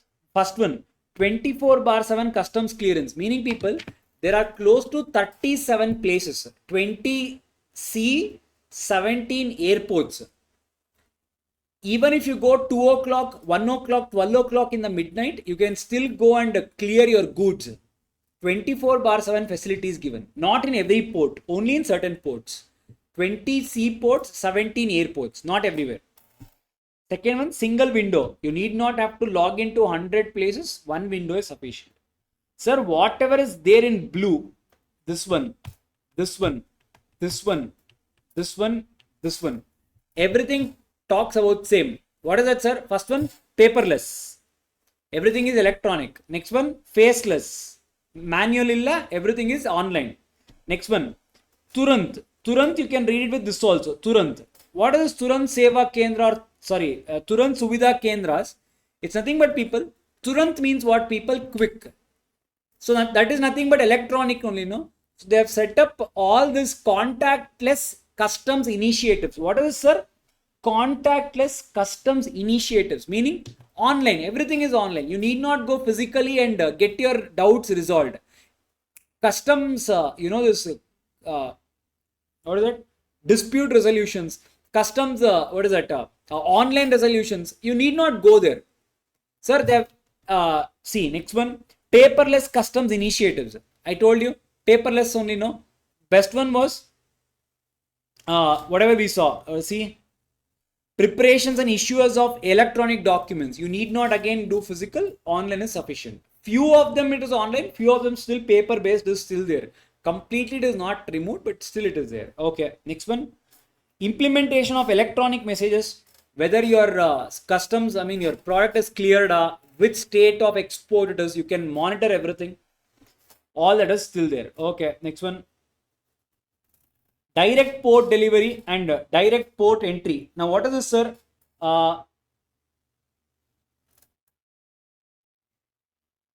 Okay, we'll see with this with status holder. Okay, this is nothing but people. If you are a particular person, people, if you are a status holder, direct port delivery means people. Sir, this is for imports. This is for exports. Whenever I'm importing a product, they will not make me wait in the procedures. If I'm a status holder, they will easily allow me to take the product without having to go through multiple procedures. That is only called as direct port delivery. You take it off. You do not have to keep the goods in the customs port. They will have to check it and then you taking delivery, not required. You directly take the delivery. So that is when I'm importing. When I'm exporting, again the same thing. You have to come, you have to keep the goods in customs. They have to check for 7 to 10 days. Not required. Direct to port entry. You take it directly, you just send it off. Yes, sir. So these are the benefits given. Okay. Next one. Compliance information portal. Again, whatever these agencies and all, what is the status of your, particular tariff rates? What is the slab of your duty? Everything, people, you can see online only. End-to-end automated and simplified procedure. I told you everything is online. For detailed guidelines, you can check this icegate.gov.in. Yes, sir.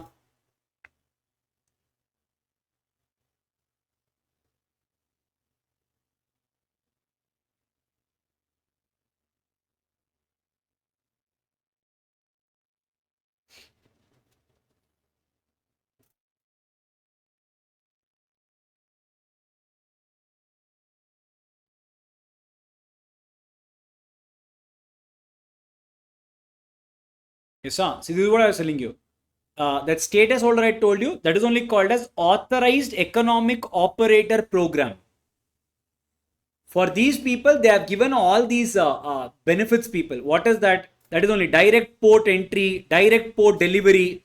So if at all you are part of this APO, if at all you are eligible, people, not everyone will be eligible. People, they will look at your background, they will look at your past track record of exports. If you're satisfying everything, people, you can participate in the direct port delivery. Multiple benefits are given to you. What does that? See, secure supply chain from point of export to import. We will make sure your everything is taken care. Ability to demonstrate compliance with security standards when contracting to supply overseas importers or exporters. Enhanced border clearance privileges. See, enhanced border clearance means, people, we have entered into agreements with other countries. I will tell, don't check this person, don't take too much time to clear his product. Other countries will also listen. See, minimal disruption to flow of cargo. When I'm sending, that is what we saw, no, direct port, director thing. This one. Disruption means I will not cause any blockades. Let us flow, let us allow it. Sam, reduction in dwell time and related cost. Dwell time means stay time. Keeping it in a place 7 days, 10 days, and all. Why? Leave it. Customs advice assistance if trade faces unexpected issues. If at all you are that exporter, if at all you are that recognized person, what customs will do, if at all you are facing any problem, they will advise you what to do, where you can save money, and all that. This is called as AEO. Okay, okay. Towns of export excellence we saw in detail, only we saw.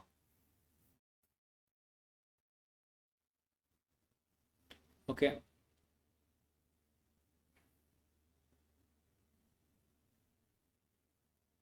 The next one, they have given something called as duty free entitlements to selected sectors, meaning there are three sectors, people. One is called as marine sector, your marine, water, fishery related, sports, and toys. For them, they have given some special benefits. What is that?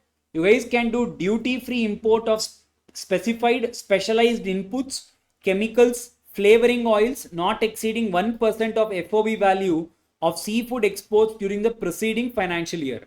Meaning, people, in the last 1 year, let us take for example in the year 22, whatever is the total exports I have done, out of the total exports, let us imagine I have totally made 100 crore exports. This is my total value. On this, people, 1% I can take anything as import from outside India without paying duty. I have to pay generally import duty, right? Up to 1 crore, I can get anything which will help me export again. It is allowed. This is for marine sector. The same thing, people, is for sports goods and toys. Up to 3% of the FOB value. So in the during the preceding financial year, if it is 100 crore, up to 3 crores I can import anything without paying any duty. Duty free. I can get it so that it will help my exports. Allowed. So these are the few benefits that have been added. It's clear? Pakkana? Okay. Next, sir, let us do status holder.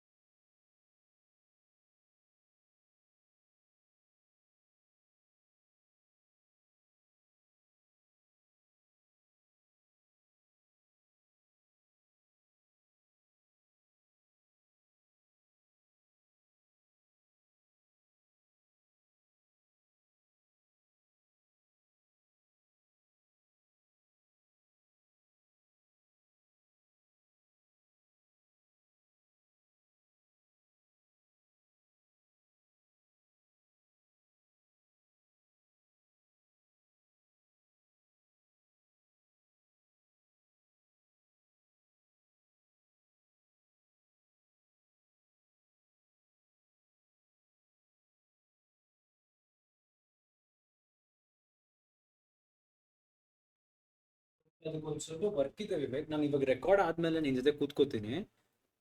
ಹಾ ಹಾ.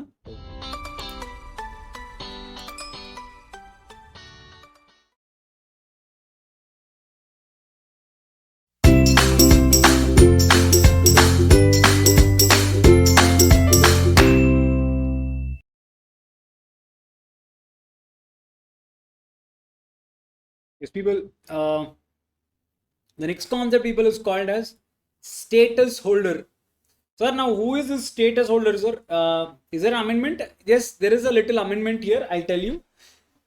Earlier, what were the grounds for becoming a status holder? The limits have been changed, if you can notice. So here there is an amendment, and there is an amendment here. They've added something called as skilling and mentorship obligation. They've added this. So this is also an amendment. In terms of expecting question, I'll put this as important. Earlier also this was important. They have asked questions before from this topic. Now also there is more chance of questions being asked. Yes, sir. Okay, now sir, what is this status holder, sir? Try to concentrate. Now people, these people are really VIPs only in terms of export.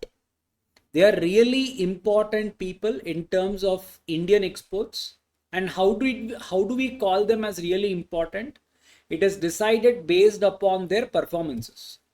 Now, for example, you look at any of these people. Best example I can give you is Tata Consultancy Services. They are status holders. Yeah. So now, what are the status holders, sir? People if you look at your history, your track record, your export performance has been really good. Really good. So government classifies you as a VIP by giving you a badge called as status holder. Sir, what if I'm a status holder? You will get benefits to a lot of things.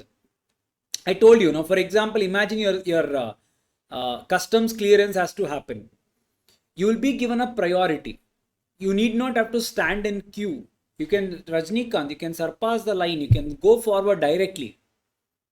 So you will have a lot of other benefits. Now, for example, now imagine if I'm I'm a normal exporter.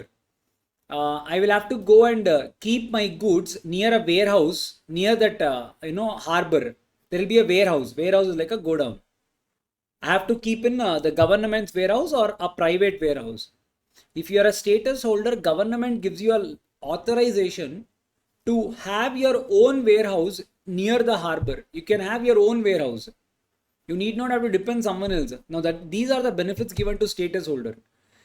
Government carries on certain programs called as client accreditation programs. In this, they'll be telling you what are the benefits it is going to come, how to claim which benefit. You guys are having access to participate in all this client accreditation programs. So being a status holder, you have a really lot of benefits that you enjoy. So now the question is, who is a status holder? To become a status holder, what are the criteria I need to satisfy? What are the privileges I enjoy? What are the obligations that are put on a status holder? So these four things we'll be seeing in status holder certification. Yes, sir. Okay. A status holder is a business leader who have excelled in international trade, excelled only, and successfully contributed to country's foreign trade. Okay. The status holders are expected to not only contribute towards India's export, but also provide guidance and hand-holding to new entrepreneurs. Meaning what, sir? You have done so much. We expect more from you. Government is expecting more from you. What is that? Do one thing. Train more exporters coming from the country. You have to explain them. You have to train more and more people to come and do this from this country. So that is, people remember, this was not an amendment. This was already there. This particular thing was already there. Hand holding was already there. Now they have added, if you are a status holder, how many people you need to train. Now imagine people, I'm a TCS. Earlier they said, hey, you're a TCS, you're a status holder. You need to train more and more people to become more and more exporters. Now they have said how many people you need to train also. That is the obligation. We'll see that. Clear? Okay. All exporters of goods, services and technology having an IE code shall be eligible for recognition as a status holder. You can be an exporter of goods, exporter of services, exporter of technology. Technology also comes under service only.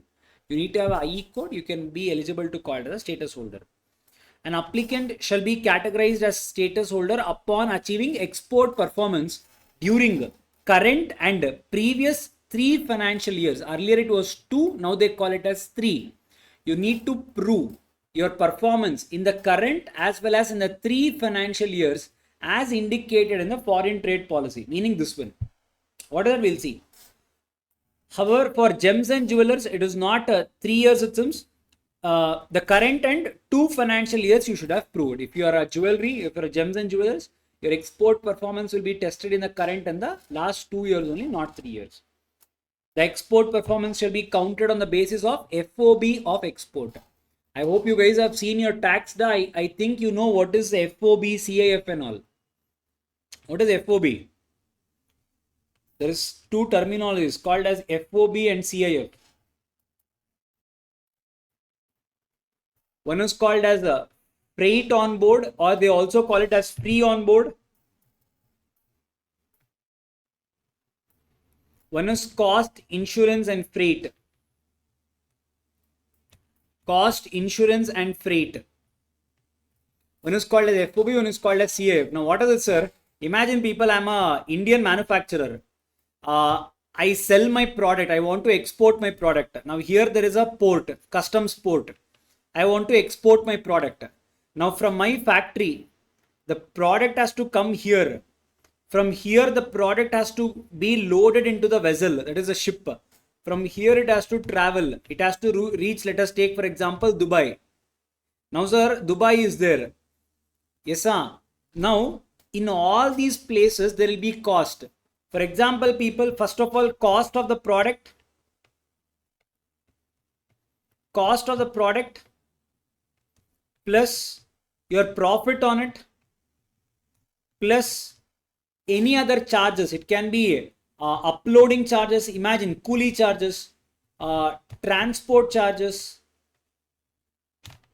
transport from your factory to here, a lorry has to bring, and any go down charges. Imagine you kept it in a warehouse here, imagine any go down charges, and ultimately you will keep the goods on the ship. Until you keep the goods on the ship, whatever is the cost you incurred, all the cost put together will be called as freight on board or free on board. The total money you have spent, including everything, to bring the goods on the ship is called as FOB. Sir, now from the ship also will take some money, no? You need to pay for ship. Plus, here to here, what if something happens to the product? You'll also take insurance policy. You will unload the documents here. You will take it here through a lorry to the factory here. The cost incurred from here to the factory here. The cost incurred in between this place is called as CIF. Cost, insurance and freight. Shipping and all will come here only. Yes, sir. So FOB means people, total amount you incurred, you spent. So they are telling you, the export performance shall be counted on the basis of FOB, CIF Allah. So ship, insurance, all that is not included. So in freely convertible foreign currency or in Indian rupees added. Earlier Indian rupees, people, this is also one of the highlight of FTP policy. Indian government wants to start trading in items even in Indian rupees. Now people, whenever I sell something, whenever I buy something, we do everything in dollars. Unnecessarily, we are creating more demand to dollar currency. So Indian government is trying to enter into agreements with various countries, and they are asking them whether can you pay us in rupees only and can you accept rupees only. And some countries have accepted this agreement also. So now you can accept in Indian rupees also, in foreign currency also. That is one of the good thing they are bringing in. That's in FTP 2023. Yes, sir. For deemed export, FOR value of exports in Indian rupees shall be converted. For granting status, export performance is necessary in at least 2 out of 3 years. So, sir, to grant the status, export performance is necessary in at least 2 out of 3 years. It's clear? Yes, sir. Sir, what is FOR? FOB means people free on board or freight on board. If you're taking it through ship or aeroplane, we call it as FOB. Imagine you're doing a export through roadways. Imagine you're doing a export through lorry, bus, train. The word we use is called as FOR. It's called free on road or freight on road. Clear? The value is same. Clear? Deemed export means what, people?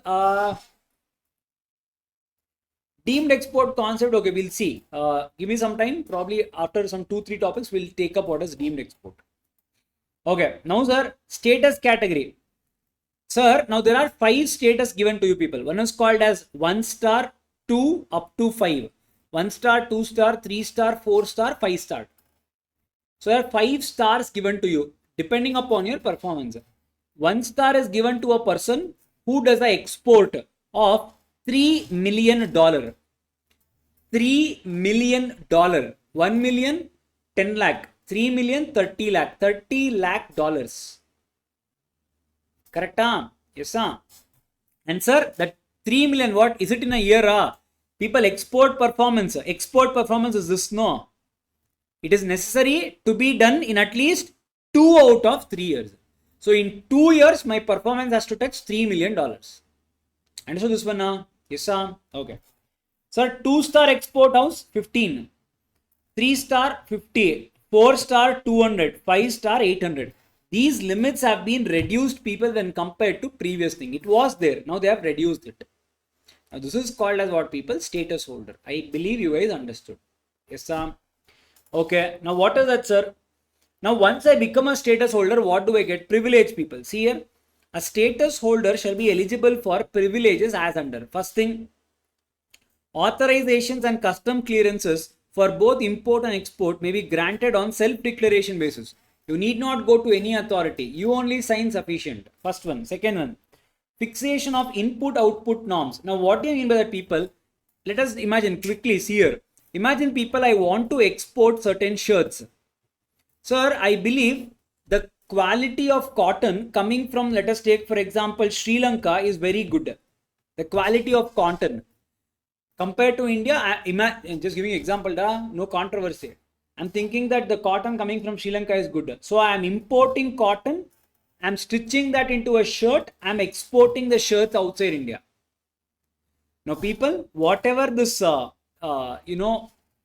imports you can do. Now imagine how much shirts you want to export. I want to export, let us imagine 100 shirts. Now people, the government will allow you to import these material, whatever we are seeing, the cotton. You can import the cotton material from Sri Lanka. It is allowed. So how much I can import? I will import material which is sufficient for 1000 shirts. I'll just export 100 shirts. Can I do it? No, people. You have to clearly tell the authority how many shirts are you going to export. You're going to export 100 shirts. Government has clearly given a list of how much import I'm going to allow. You cannot get in how much ever meters you want. How much ever worth meters of material you cannot get in. They have given you a standard. You can import only up to that standard. Beyond that, people, you need to pay tax. Sir, now where is this standard given? This standard is given in something called as SION. Standard Input Output Norms. To give you an example. Sir, if I have to stitch a men's shirt, the fabric to be used in the garment, what is the maximum import I can do? 2.90 square meters. Over and above that, I will not get. I hitting the point. So if I want to do 100 shirts, 2.90 into 100, that is what they will allow, not beyond that.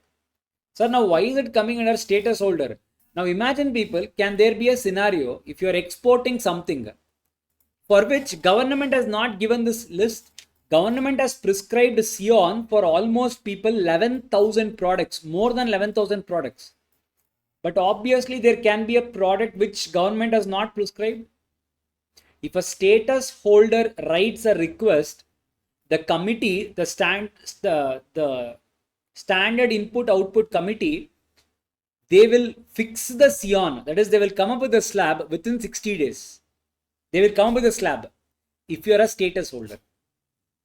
Now imagine I'm coming up with something for which there is no Sion, standard input output norm. This list is not there. If I write a letter, they will come up with the norm. That is, they will come up with the standard within 60 days. If you are a status holder, that is the privilege. See here, fixation of input output norms, that is Sion, fixed on priority within 60 days by the norms committee. Clear?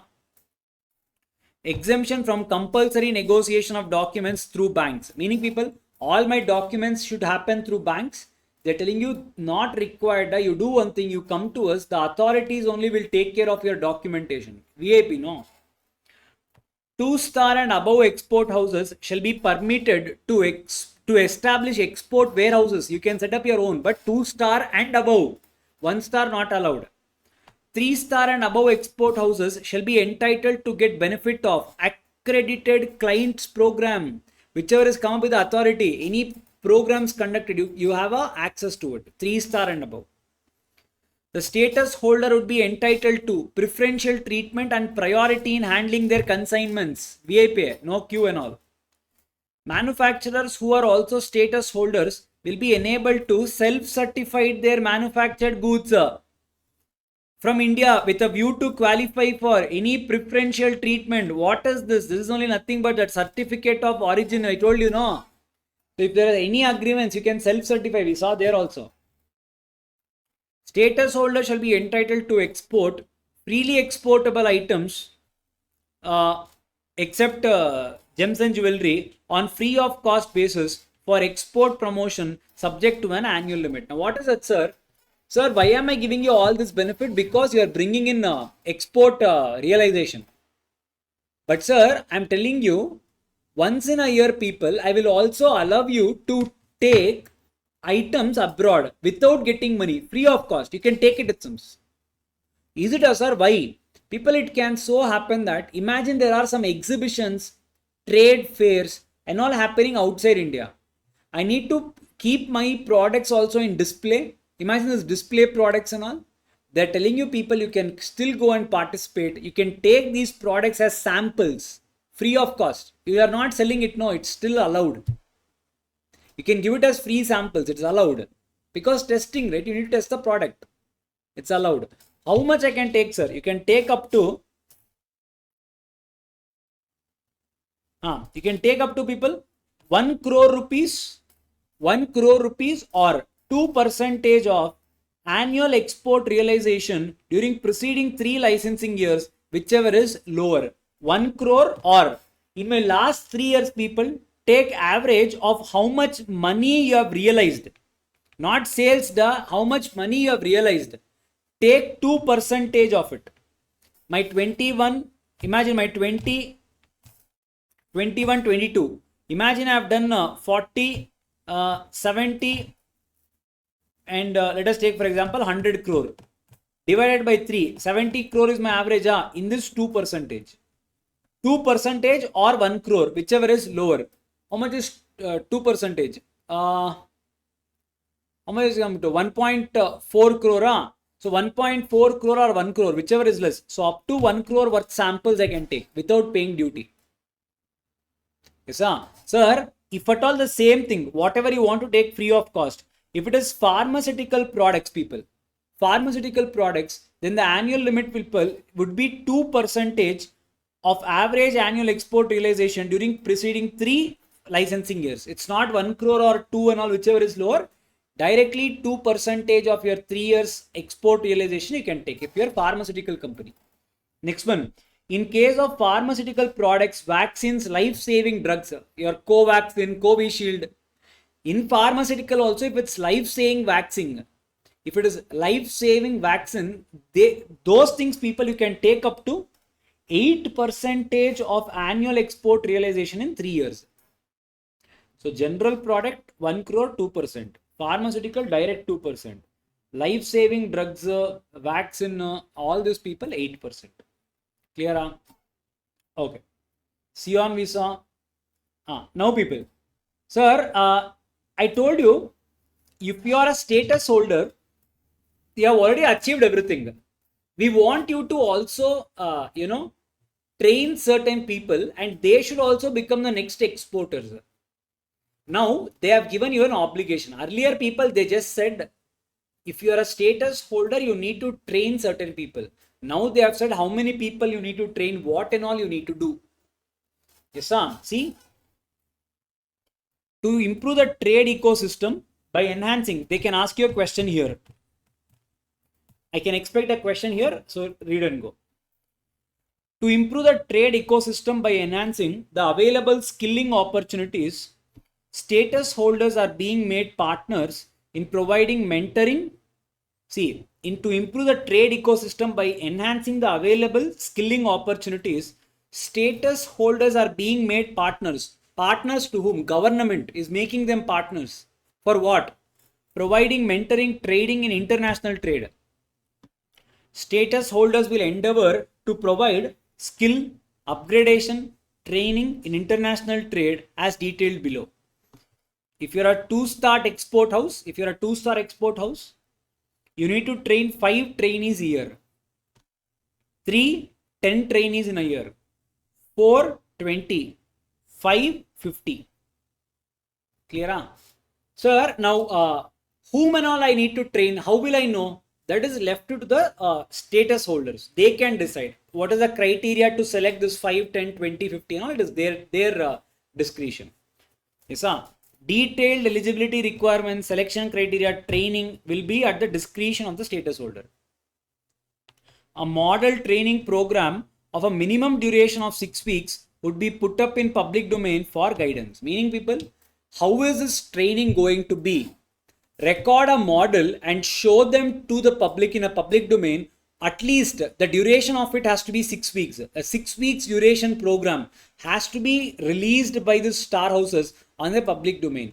It can be in terms of videos, explanation, things like that. Is clear? Pakka na? 100%.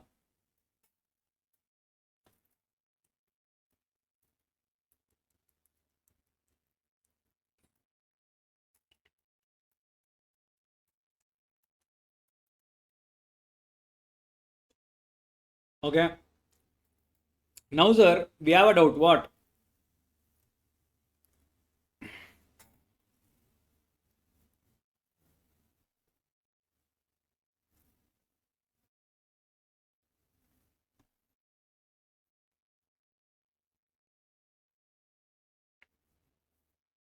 Okay. Now, people, see here.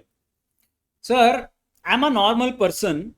Even I also want to be this status holder. That too, sir, at least a 1-star status holder to avail all this benefit. But sir, for me doing this $3 million and all, it is a little difficult, sir.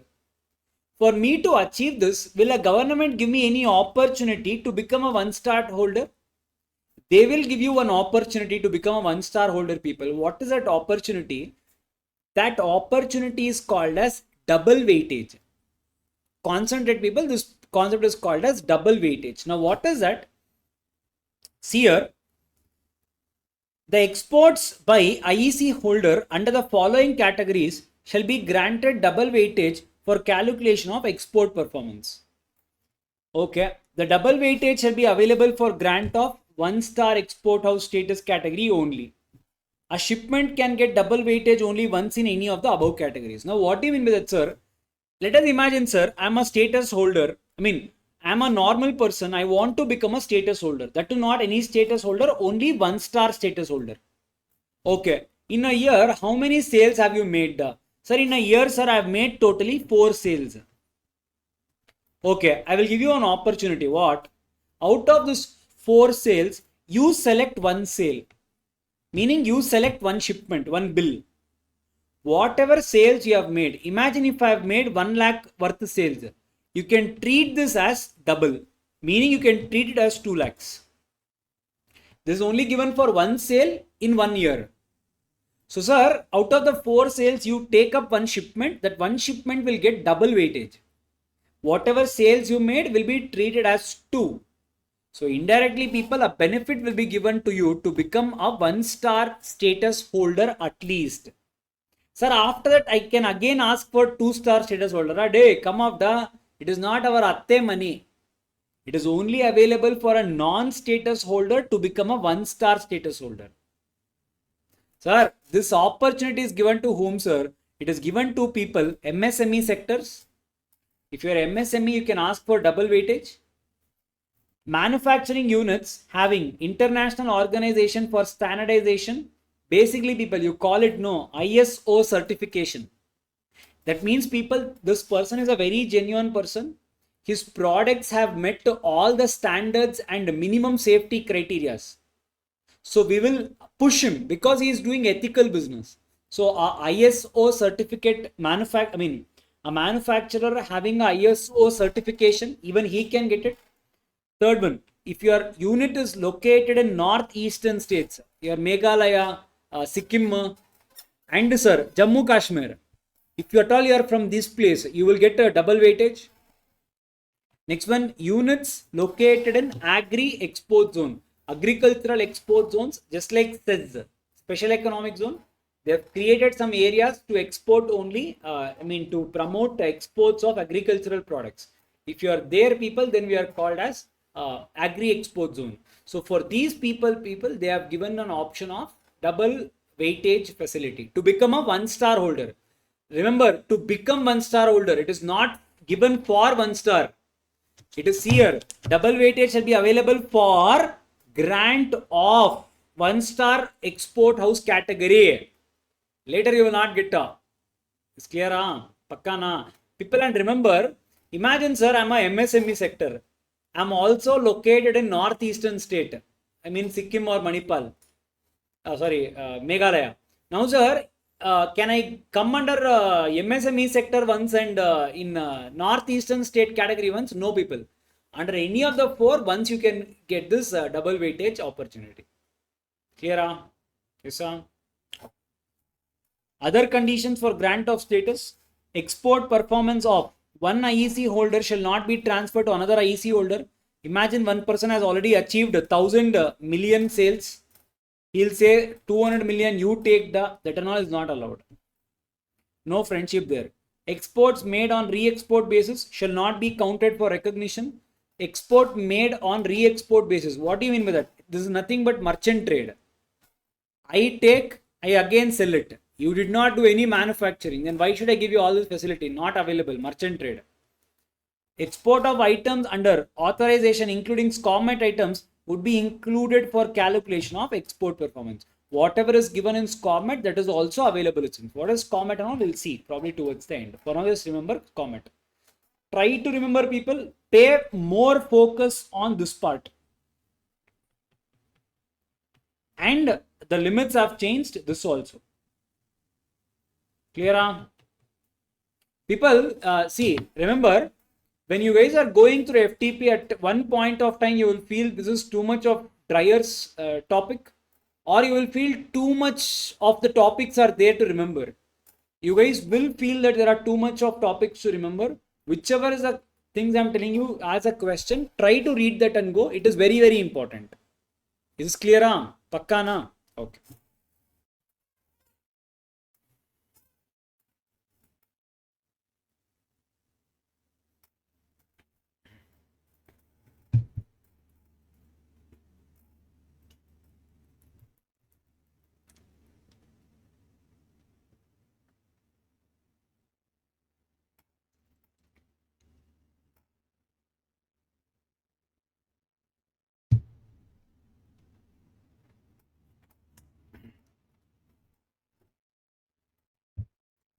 Okay.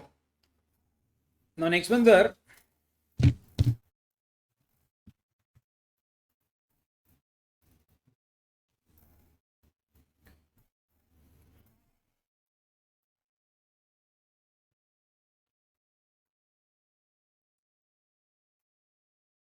Okay.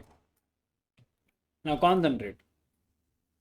Now, sir, I told you, people, whenever a person is exporting, for India, this person is really like a superstar only, a VIP. And the Indian government wants to promote this as much as possible. So for such people, we have given something called as export promotion schemes. we have introduced something called as export promotion schemes. Now, this export promotion schemes, people, can be of different types. Now, I will classify, this is only for our understanding. You guys can make a note of it somewhere there.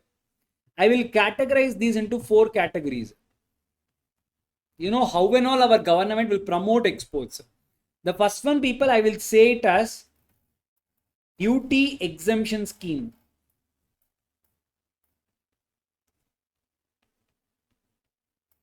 The second one I can categorize as duty remission scheme.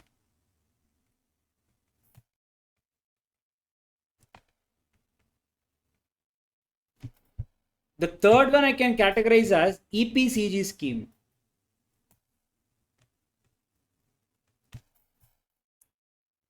The fourth one I can categorize as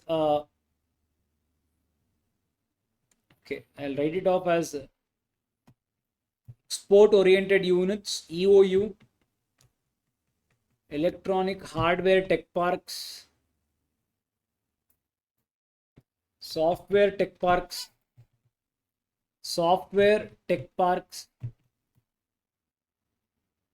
biotechnology parks, BTPs, SCZ, etc. So, people, I can categorize my promotion schemes, export promotion scheme, into these 4 categories. Yes, Sam. And this specifically, that now, say for example, in this there is something called duty exemption scheme. I can have another 2 subheadings here. Duty exemption scheme, I can further classify into 2 things. You have 2 duty exemption schemes. One is called advance authorization.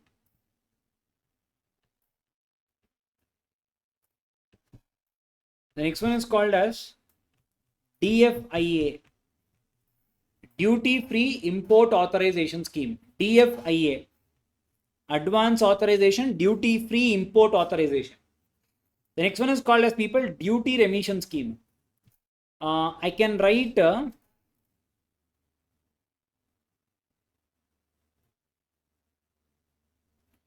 okay, I can write RODTEP here. Just write it. I'll tell you. We'll be seeing what is full forms and all. Write down RODTEP, RODTEP, and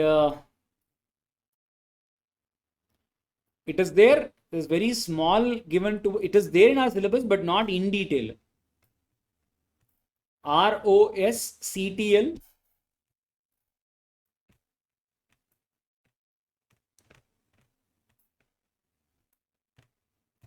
ROSCTL, and there is something called as duty drawback.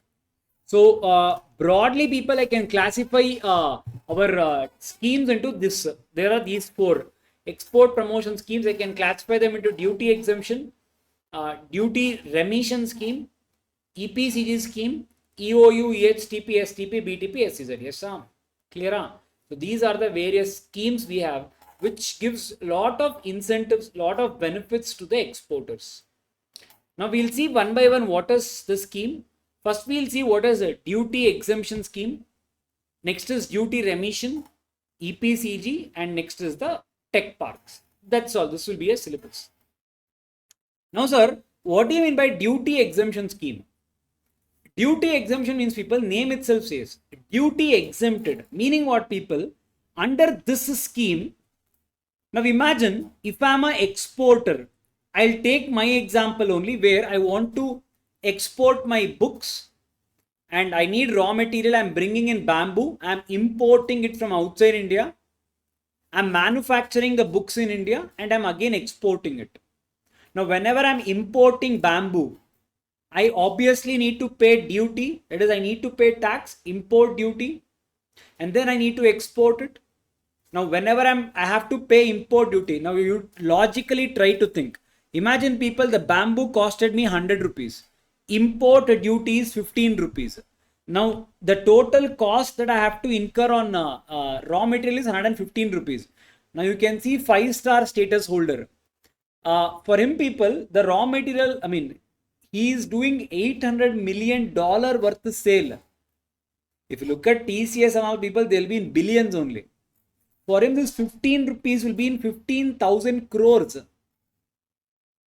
So people, don't you think as a manufacturer, if you are blocking my 15,000 crores, see, government will tell you first to pay it, later I'll give you.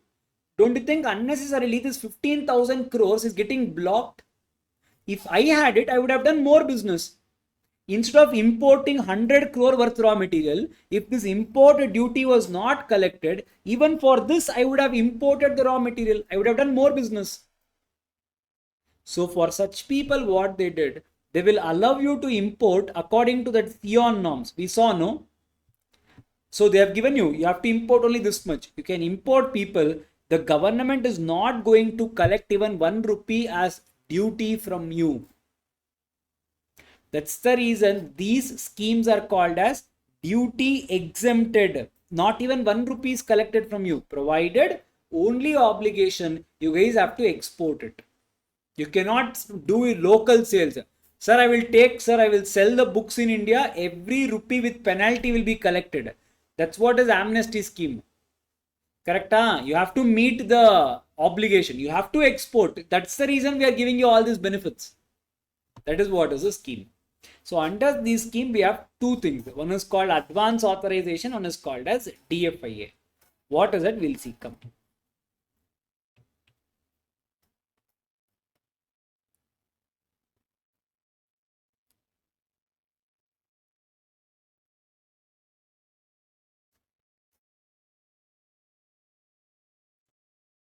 Okay, people, one thing from your syllabus, they have taken away this validity.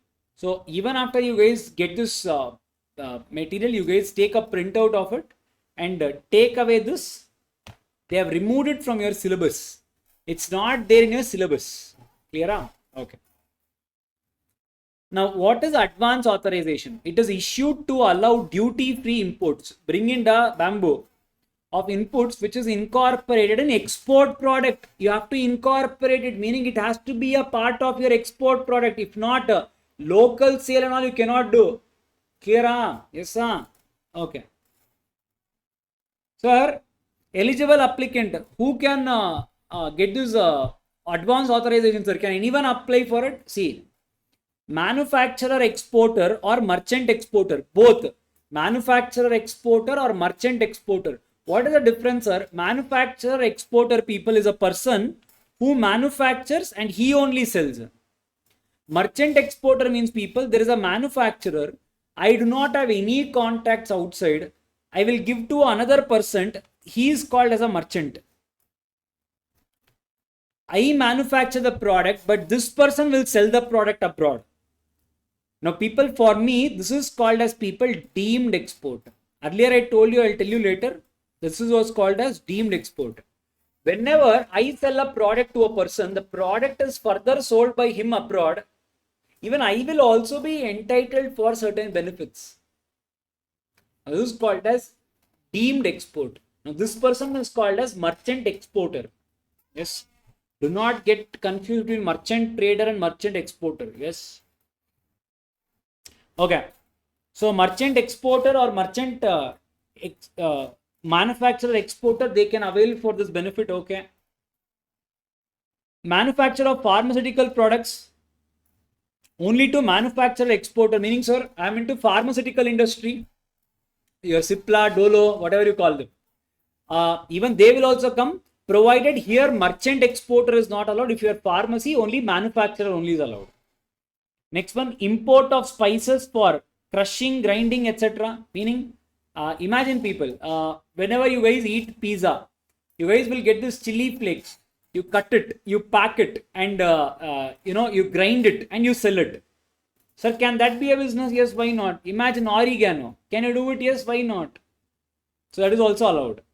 Next one, advance authorization shall be issued for physical export, intermediate supply, deemed export, supply of stores. Stores, we saw definition. Yes, the same thing. So, advance authorization shall be issued for physical export. I am doing it. Intermediate supply, meaning I will give it to someone. He will give it. So, I can also get it. Sir, merchant exporter, that is deemed export. This entire process. So, you can get, I can get, everyone in the process of export are eligible to get this advance authorization. So, who and all people? manufacturer exporter, merchant exporter. Pharmacy only merchant manufacturer exporter. Next one is if you are what is it, import of spices, that can be done provided you are doing some crushing, grinding and all that. If all that is not done, then obviously it's not allowed. An advance authorization shall be issued for physical, intermediate, deemed and even supply for stores. Clear? Huh?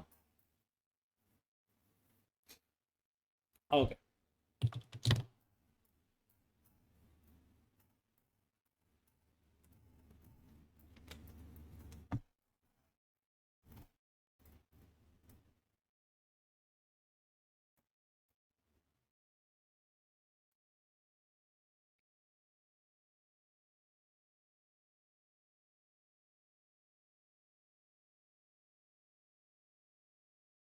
Okay.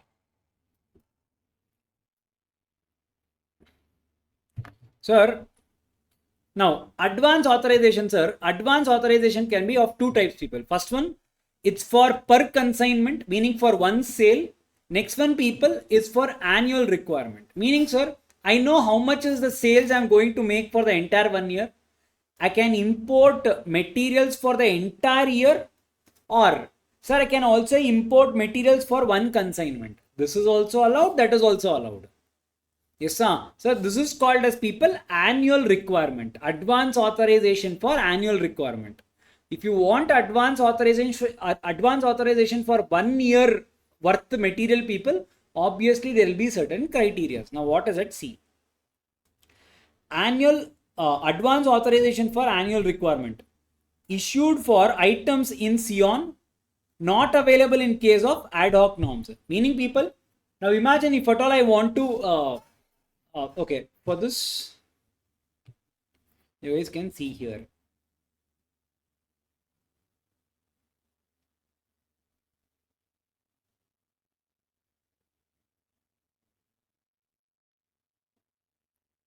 Okay, now sir, see, advance authorization is issued for inputs in relation to resultant product on the basis of. Now sir, I want a duty free import. Now how much will be given? We saw that Sion norms, no, for one shirt 2.9 meters worth cloth. Sir, so as per Sion, they will allow you to import. Sir, what if Sion is not there? If Sion is not there, people, you are allowed to get it on a self-declaration basis. Meaning you say, sir, for my product, this is what is the raw material that will be asked. Sir, third one, applications specific prior fixation. Meaning, people, you write a letter to the norms committee. Norms committee will say, we saw no status holder. They will fix it. Or, sir, the last one, on the basis of self ratification scheme, similar to your self declaration only. Self declaration happens before everything, self ratification happens after the import is done. So, sir, 4 ways. Clear? So, sir, remember, if you are bringing your advance authorization, if you are importing any material, and if it is for one time, meaning one consignment, not annual requirement, one time. Sir, if Sion is not there, people, no problem, you can bring in on a self declaration basis. After that, the authorities will check, and after that, ratification will be done. But sir, if it is annual requirement, people, if Sion is not there, then such items cannot come under annual requirement. Whatever is given in Sion, only that has to come. But if it is one time, people, you can bring in even on self declaration. Remember this, people, when we are telling the next type of scheme, that is DFIA, I'll tell you the difference here. The schemes will be almost similar, but there are some differences. This is one of the difference. Clear? Okay. See, so issued for items in Sion, not available in case of ad hoc, meaning self-declaration not allowed. Eligibility, past export performance in at least 2 preceding financial years. Meaning, people, in the past 2 preceding financial years, you should have done exports to get a annual authorization. Sir, entitlement, how much will I be entitled to 2 people? Up to 300% of FOB of physical export in the preceding financial year, or 1 crore, whichever is higher. Meaning, people, whatever is the okay,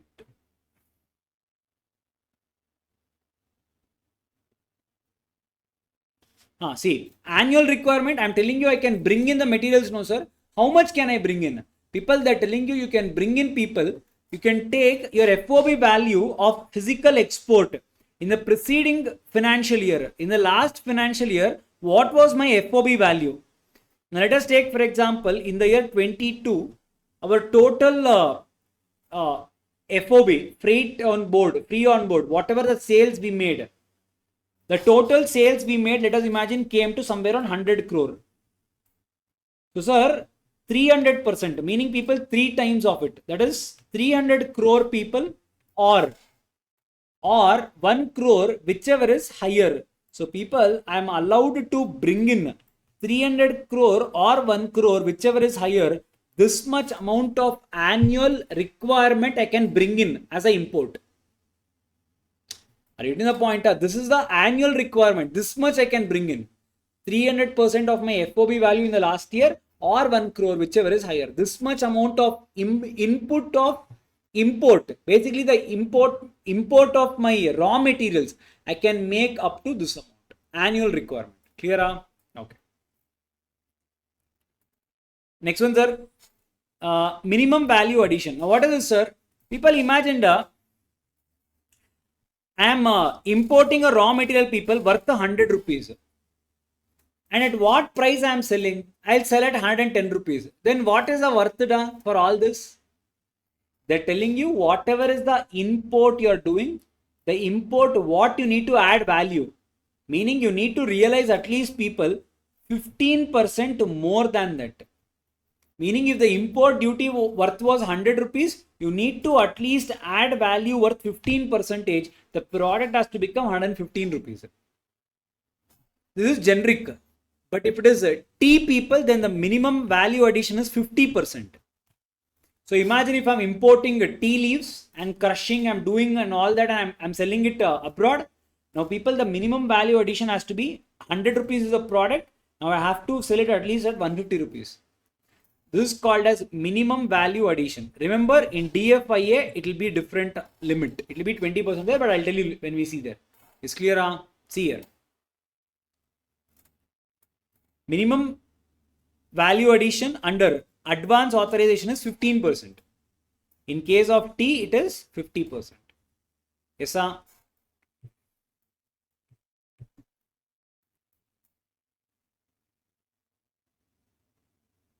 Next one more thing they have added here, that is spices people minimum value addition is 25%. Spices people minimum value addition is 25%. Is this clear? Yes, sir. You can remember these three and go 15, 50 and 25. Yes, sir.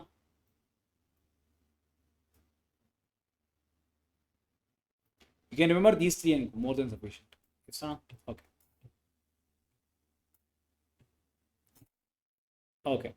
Next ones are actual user condition. Imported goods shall not be transferable even after completion of export obligation. Waste scrap can be disposed on paying applicable duty. Now, what is this, sir? People, imagine people, I imported raw materials. Whatever is the export obligation, earlier this was topic was there, now it is not there. Now, whatever you told me to sell, I sold also, but still some raw material is pending. People, remember people, you're not supposed to give that raw material to anyone else. Law says people, either you sell that raw material to someone after paying duties on it. Second one, people, you need to destroy it.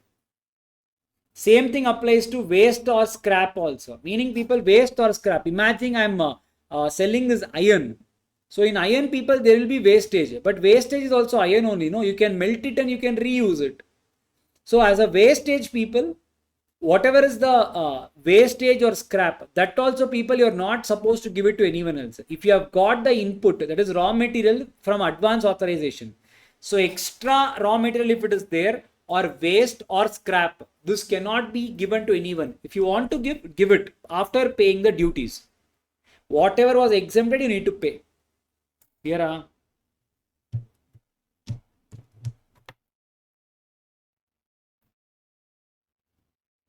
not be transferable, waste or scrap. Yes, sir. Okay.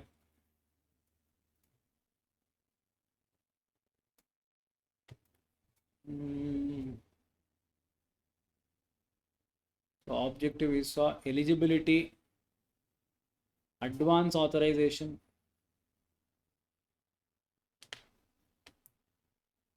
annual requirement, eligibility, duties exempt. People, now sir, you're saying that whenever I'm importing the raw material, on that duty is not collected. What duty and all is exempted? People see all these duties are exempted. First one, people, basic customs duty. That is on the raw material, there will be 1% that has to be paid, just like GST. That is called basic customs duty. Amnesty scheme, only this is allowed. Interest. Only on this they are charging. On other things they are not charging. The other types of duties that can be collected, even this can be waived off itself. What is that? First one, additional customs duty. Meaning people, imagine if I'm buying raw materials in India. Imagine on petrol or on any other thing, there is this excise duty. For a local person would have paid all that. But when you are importing everything, on all those imports, that duties are not collected, right? So equivalent to your GST, equivalent to whatever the local person is paying, an equivalent amount will be added to your product. So that type of duty is called as additional customs duty. Why is this done, people? To make sure that the localites, whatever taxes they pay, if it is coming from abroad, all that is not paid. So they will bring the product at par with the local suppliers. Yes, education says you would have seen in your, in your taxation and all. Yeah. Next one, you would have seen safeguard duty. What is safeguard? All they will not ask people, just know and go. Safeguard duty is, people, imagine in India there is something called handloom industry. People from China, they started exporting handloom products into India. Because of that, my trade in India is going down. My salesmen are dying because you are exporting. So to increase the value, increase the price of the such products coming from China, Indian government can add value to that. That is called as safeguard duty. I am safeguarding my local people. So they will add duties to that. Yes, like that specific safeguard duty, anti-dumping duty. What is anti-dumping duty? These developed nations, they will, these outdated products in their country, which is no longer purchased there, they will come and sell those products in the other countries for a very lesser price. So they will, just like a throwaway price, they will sell it at cost price, because for them it is all about establishing, and it is whatever they can recover, they will recover. So again, to cover that, we will add some margin and we will make the product expensive so that people will not buy here.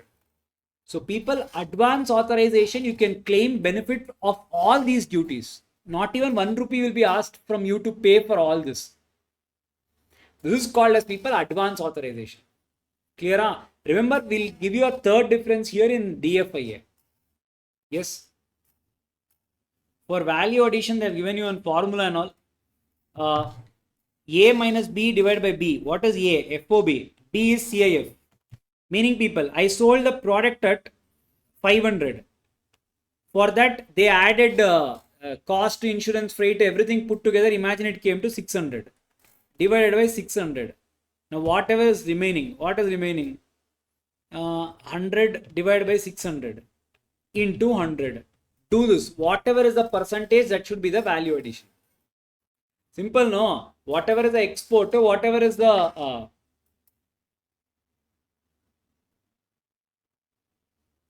people, okay, see, logic, complete logic, I'll tell you. Now imagine, sir, people, okay, see here. FOB means what, people? FOB is used when you are selling the product, correct? Sir, CIF is when, people, see here, CIF value of inputs. Meaning, Sri Lanka is sending their products to India. Sri Lanka, up to their shipper, they would have spent something called as FOB. You will have to pay for cost, insurance and freight. You will bring to India. So you have paid for shipping, you have also paid for material. So total amount you got the product at, you would have got at 100 rupees. You are taking that to your factory, you are manufacturing, your raw material is now 100. Your cost now is another 200 rupees. And now you are selling it. And what price you will sell? It is called as FOB, no?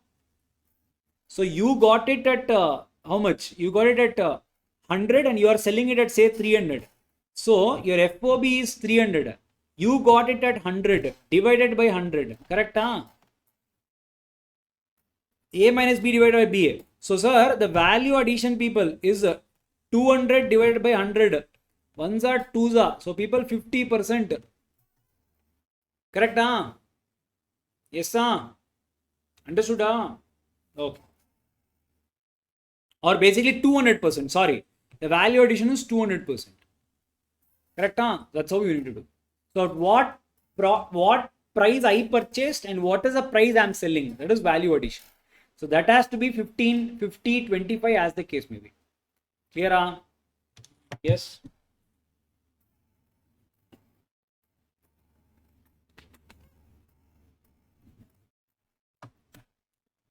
Okay. That is your advance authorization.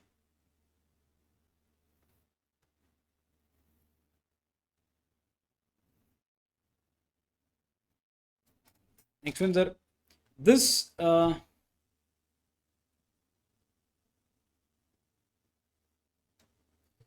this we will do next. State trading enterprise, and we will do this.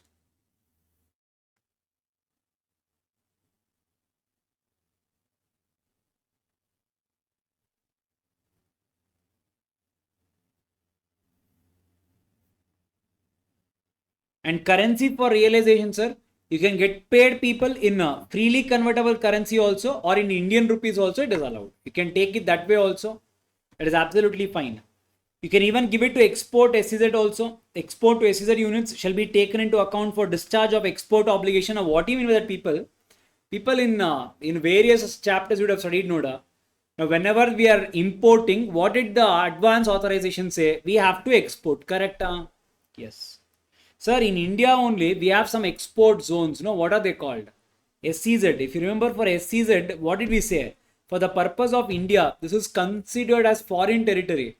So if there is a person, manufacturer, who purchased raw materials, he imported it, he can sell it abroad also, it is allowed. If not, he can sell it to SEZ also, it is allowed. Provided SEZ, instead of paying them in rupee, if SEZ settle this in foreign currency only, people, this will be valid. Even this can also be considered as an export for this person. It will be treated as his proper export obligation. Understood? That's what they are given here. So export to SEZ unit shall be taken into account for discharge of export obligation, provided payment is realized from foreign currency account of the SEZ. Or you can even export it to SEZ developers or co-developers. What is developer or co-developer? The people who provide this infrastructure facilities and the people who set up this SEZ, they are the developers. You can sell it to them also.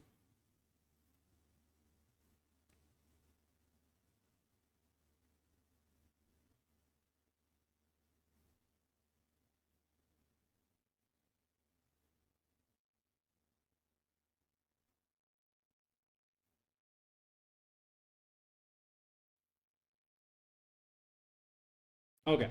So we'll do EPCG. So I'll end this video, and in the next video we'll cover importability, exportability, domestic sourcing of inputs, and duty-free import DFIA will do, and the schemes for export gems, and we'll do EPCG. Yes, sir.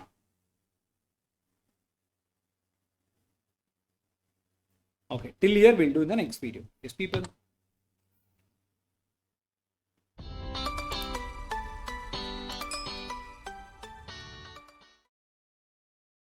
Now, people, I wanted to export. That is the reason, sir, I applied for advance authorization. I wanted to export. That is the reason I have applied for advance authorization, and I wanted to import certain goods. Sir, how much? What I wanted to import? Sir, I wanted to import some raw materials. I wanted to import certain raw materials. Now, I also got advance authorization to import these goods. Yes, sir, that is also got. Night I got some dream and I felt why the Modi government says make in India. Let me take goods if at all it is available in India only. So I realized people, bamboo supplier, there is one person in Karnataka also. Now I realized why should I go abroad? Let me take it in India only. Yeah, I realized this. When? After getting advance authorization.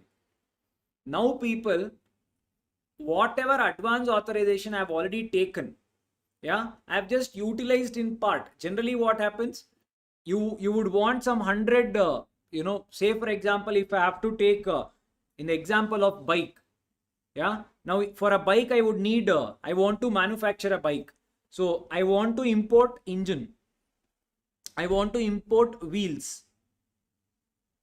Yeah, sir, engine I do not have in India. I thought I will get engine from outside India, but later I realized that wheels are available in India only. I need not go outside India. But advance authorization I have taken for both, to import engine as well as wheels. And I wanted to export bike from my country. This was the contract. I have brought the advance authorization, sir. Now people, I realized the wheels can be procured from the Indian supplier only.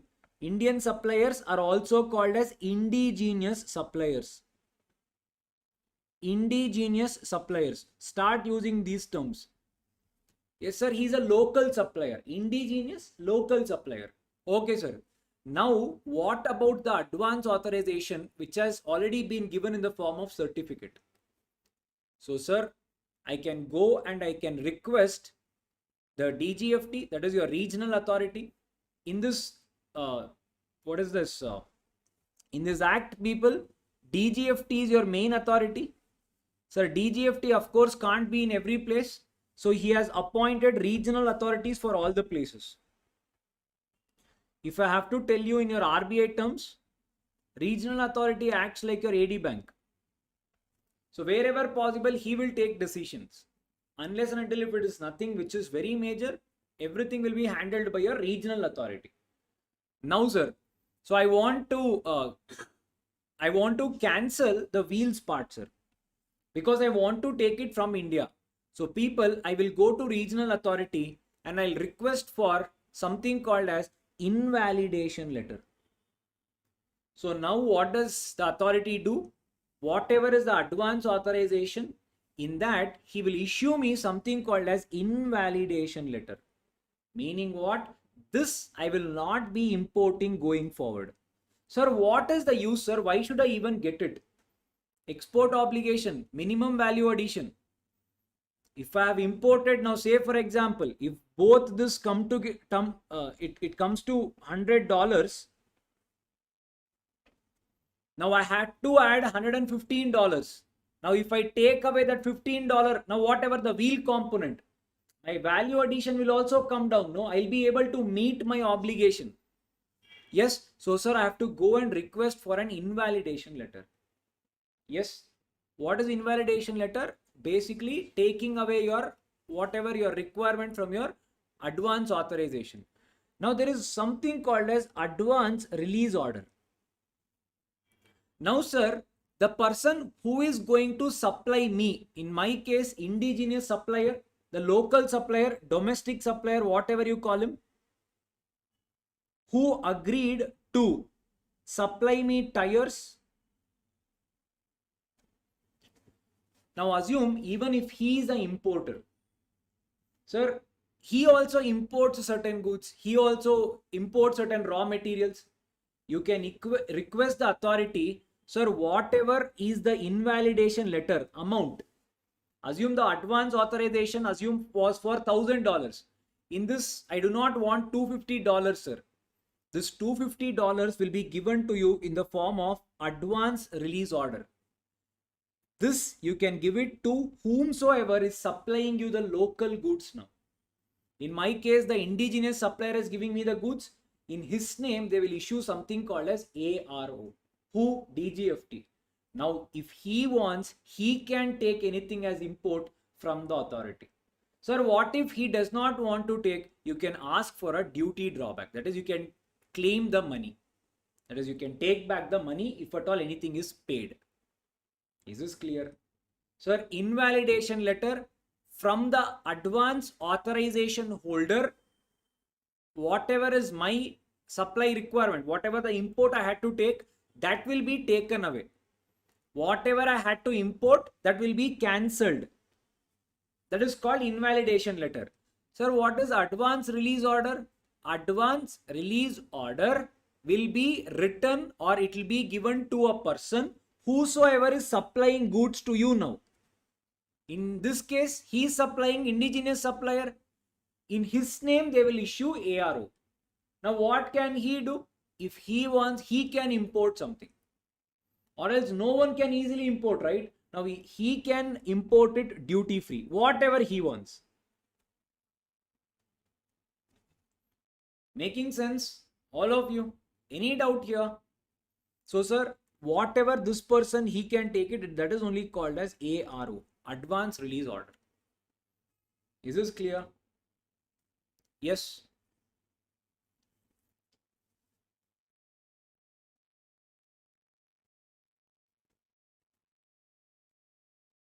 No, they are not paying. They are giving you something called as advance release order. It is not cash. This is like a certificate where whoever is the next person, he can use it to import goods. They are not paying you cash. Yeah. Is this clear? Any doubts? All of you? Okay, sir.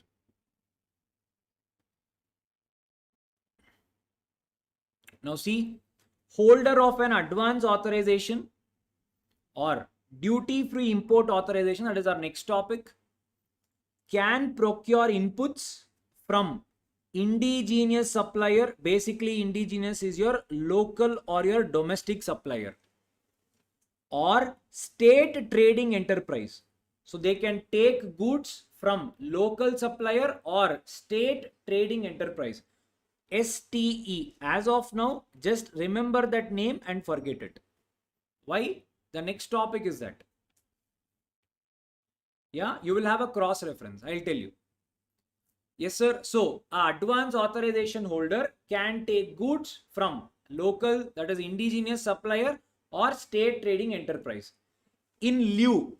In lieu means I do not want to take from someone else. In spite of that, in its place, in lieu of direct import. So I do not want to import. I am taking inputs, that is the goods from these people. Such procurement can be against advance release order, comma, invalidation letter. An advance authorization holder can source any of his inputs from domestic supplier by getting the authorization invalidated. Yes, so I can source any of my goods from domestic supplier by getting an authorization, AA, invalidated, invalidation letter. Is this clear, all of you? So for direct imports and obtaining an invalidation letter issued in the favor of the supplier. So if he wants, the regional authority shall issue advance released order if the domestic supplier intends to seek refund of duty through deemed exports mechanism. Yes. So advance released order will be given to whoever is the supplier. If he wants, he can claim the duty. All of you, is this clear? Next one, advance authorization holder under DTA can procure inputs from EOU, EHTP, BTP, STP, SCZ units even without ARO or invalidation letter. As of now, you will not understand this. That is your last topic in this chapter. But just remember, advance authorization, whoever is the holder, AAH, whenever he wants to get goods, sir, he can either get it from outside India or within India. Sir, within India, I have to cancel my advance authorization. I have to get an invalidation letter. But if you are getting goods from these people, who are that EOU, STP or your EHTPs. Sir, if I'm getting from these people, I need not even get that invalidation letter. For now, just remember this. How, why and all we'll see when we're doing the last part. Yes, all of you.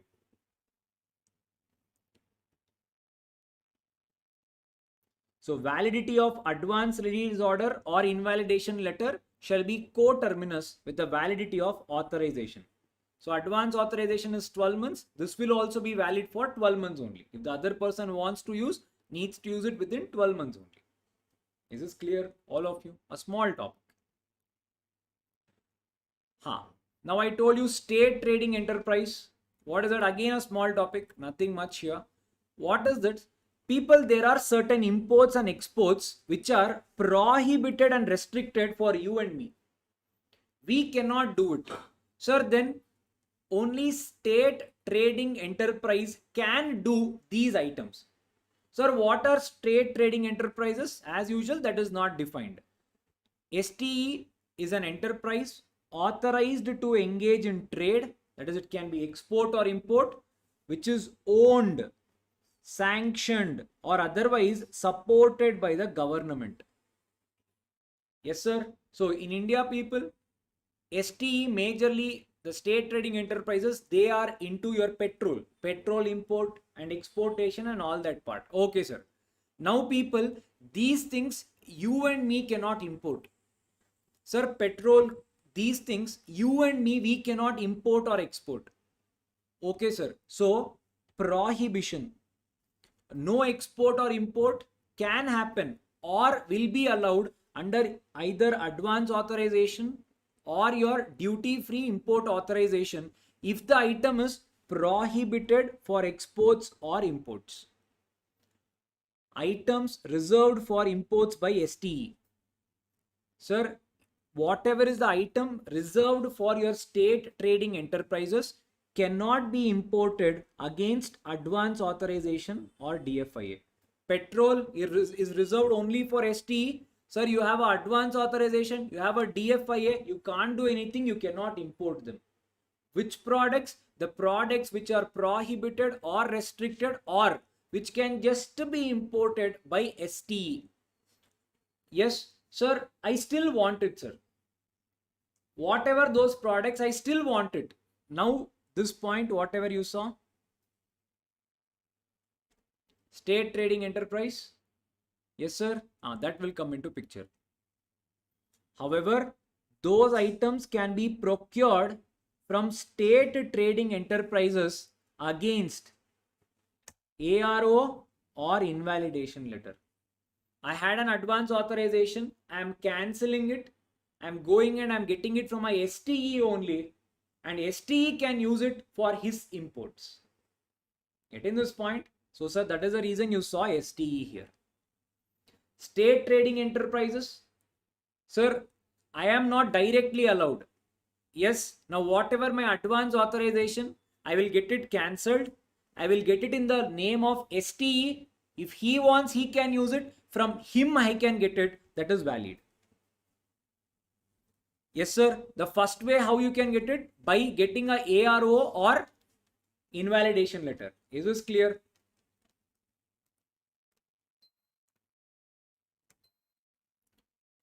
Is this clear? Sir, second way, how can I get it? First way is that is you can get it by advance your ARO or your invalidation letter.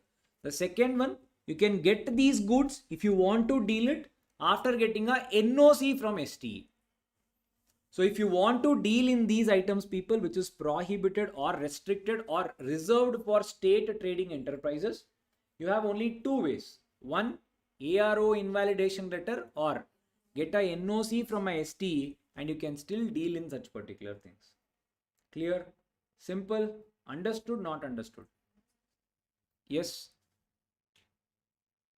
That is what is written here also. Items reserved for export by STE can be exported under advance authorization or duty-free import authorization only after obtaining a NOC from the concerned STE, state trading enterprise. Is this clear, all of you? Simple one.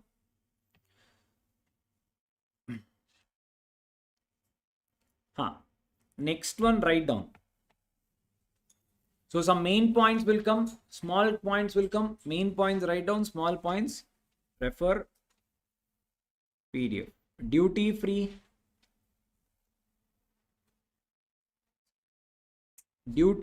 import authorization, duty free import authorization scheme, duty free import authorization scheme, popularly called DFIA. As of now, they have not asked these people, so this can be important. Yes, sir. I'll be writing this mainly under 3 headings, so plan your page accordingly. So the first one,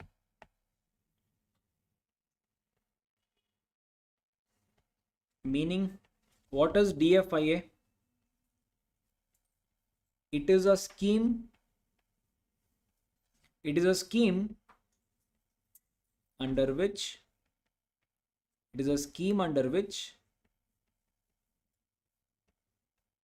duty free import of goods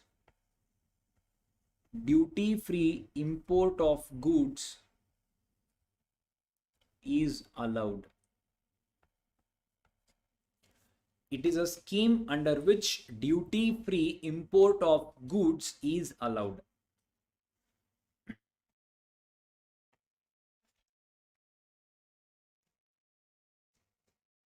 Yes, sir. Procedure.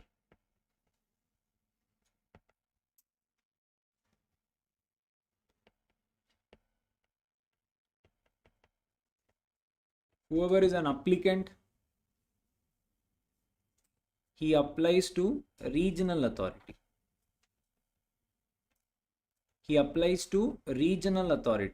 So who is regional authority? Under DGFT. Yes, wherever I write regional authority is a person working under DGFT. So regional authority, he applies online.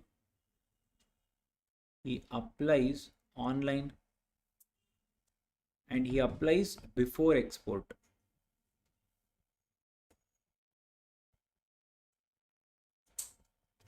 So an applicant, whoever wants this DFIA, sir, he applies online to the regional authority and he applies it before doing the export. Okay.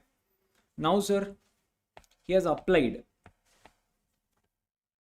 Once he has applied, the next step, exports to be completed.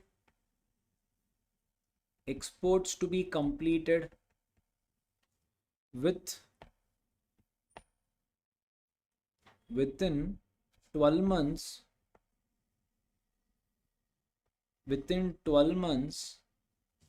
from filing application. Within 12 months from filing application.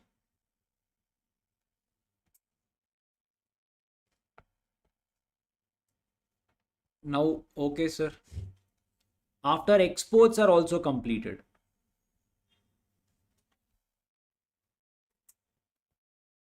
After completion of exports.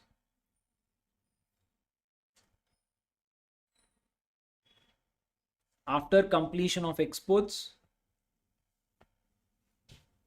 request for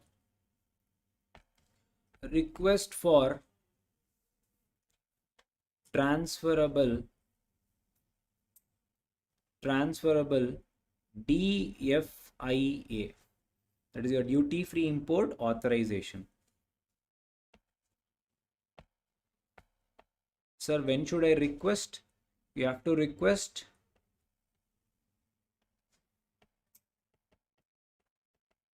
within 12 months. Within 12 months of export or 6 months of realization 6 months of realization of export proceeds. Realization of export proceeds, whichever is later.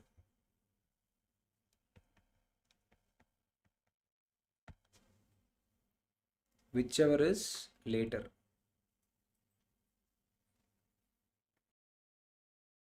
Yes, people. So now what is this DFIA, duty free import authorization scheme? Same thing, people. It is a scheme under which duty free import of goods is allowed. Sir, but when compared to advance authorization, this almost feels similar. It is not there in your syllabus, but I've given something called as difference. We'll see that. People, in advance authorization and this one, what is the major difference? In advance authorization, your export, whatever contract is certain. You already have it in hand. You know that you have an export order. So at DFIA, you do not have an export order. So here, you just take it with a prediction. You may be under a, what do you say that? Informal communication. You do not have anything in written. You got an order from outside India saying that we need something of this sort. It can be books. I need books. I do not have a formal communication, but I know that I have the export order. Yes, but I do not have anything informal. Sir, I can go with something called as duty-free import authorization scheme. Now here I do not have anything which is certain. I do not have an export certain order. Now what does the law say? Okay, you do one thing. I will still allow you something called as duty free, but you follow this procedure. Now what is that procedure? Whenever you want to export your goods, 12 months before that, come and let me know once. So first one, he will be filing an application online with the regional authority. Sir, I am going to export my goods in the next 12 months. So he will go and first give an application to the regional authority. Okay, sir, I have given an application. Now, I have given an application. I have to make the exports. I have to complete my exports within the next 12 months from filing the application. So you have made an application. You have intimated him, sir, I am going to export it within the next 12 months. Once he has been intimated, within 12 months, you have to export your goods. Okay, sir. Intimation done. After that, within 12 months, I have also exported my goods. Now, after everything is completed, you will request for transferable DFIA, duty free import authorization. Now, what happens, sir? Once your export is also done, you will get something, again, an incentive scheme only. You get something called as DFIA. Sir, this you have to request it within 12 months from the date of export or 6 months from the date you have realized the money. Sir, what is happening, people? Assume you have applied in 2020. You have first applied in 2020. You have intimated the regional authority. Sir, within the next 12 months, assume from 2021. Within this, you have to make sure that your goods are exported. Yes, on an average, let us just assume that we have exported goods on 1st January 2021. Now, the law gives you 2 times. One is whenever you have exported. When did you export? 1st January 2021. You have to apply for DFIA by 2022, 12 months from the date of export, or 6 months from the day you have realized the money. Realize the money, sir, I have made an export. What is the use if you do not get money? I'm not sure whether you will get money or not in the scheme. So, sir, export made or the money realized, whichever is later. I want money. Once you show me the receipt, only then you will get the scheme. If you do not get money, I will not give you the scheme. So, sir, 6 months from whenever you have realized money. So, assume when did you realize money? Take a random date. For example, I'll assume 1st June 2022. So 12 months of export or 6 months from realization of export proceeds, whichever is later. Getting the point? Now I have to go and I have to request for a DFIA. Duty free import authorization. Is this clear? All of you? Whatever we wrote, that is what is the conditions. Whatever you just we discussed, that is what is the conditions. After doing this, after doing conditions, I'll tell you what is the basic differences between DFIA and advance authorization. Not there, but you never know. Just know and go.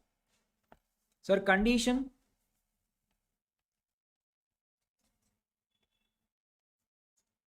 It is available only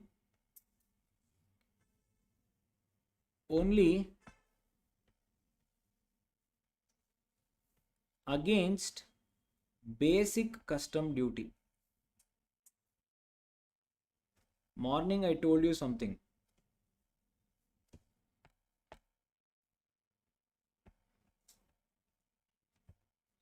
Issued on post export basis. Issued on post export basis.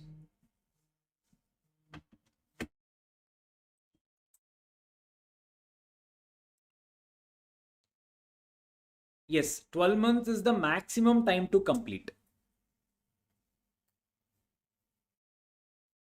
Yeah.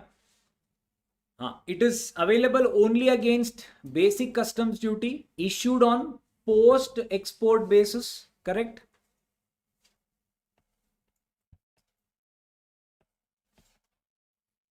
Available only on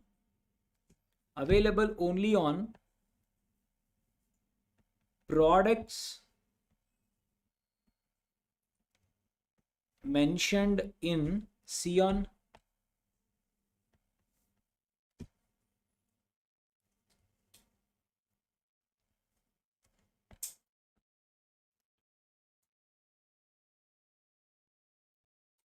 If not mentioned in Sion,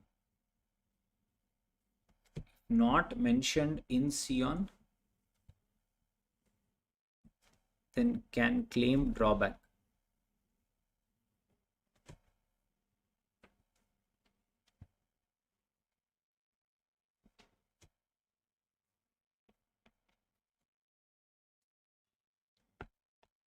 Sir, minimum value addition.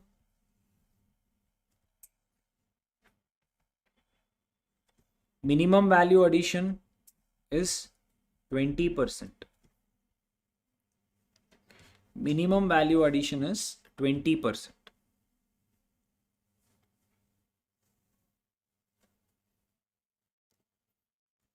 Morning when we were writing advance authorization, when we are doing advance authorization, I told you something. What is that? Sir, advance authorization is available against basic customs duty, countervailing duty, safeguard duty, anti-dumping duty, cess. You can use against all these things. There I told you, remember people, DFIA, you cannot use this for all these things. So people, DFIA, you cannot use it for all those duties. The maximum exemption you will get is your basic customs duty. Sir, what about the anti-dumping duty, safeguard duty and all? You have to pay. That is not exempted by the government. You have to pay that under DFIA scheme.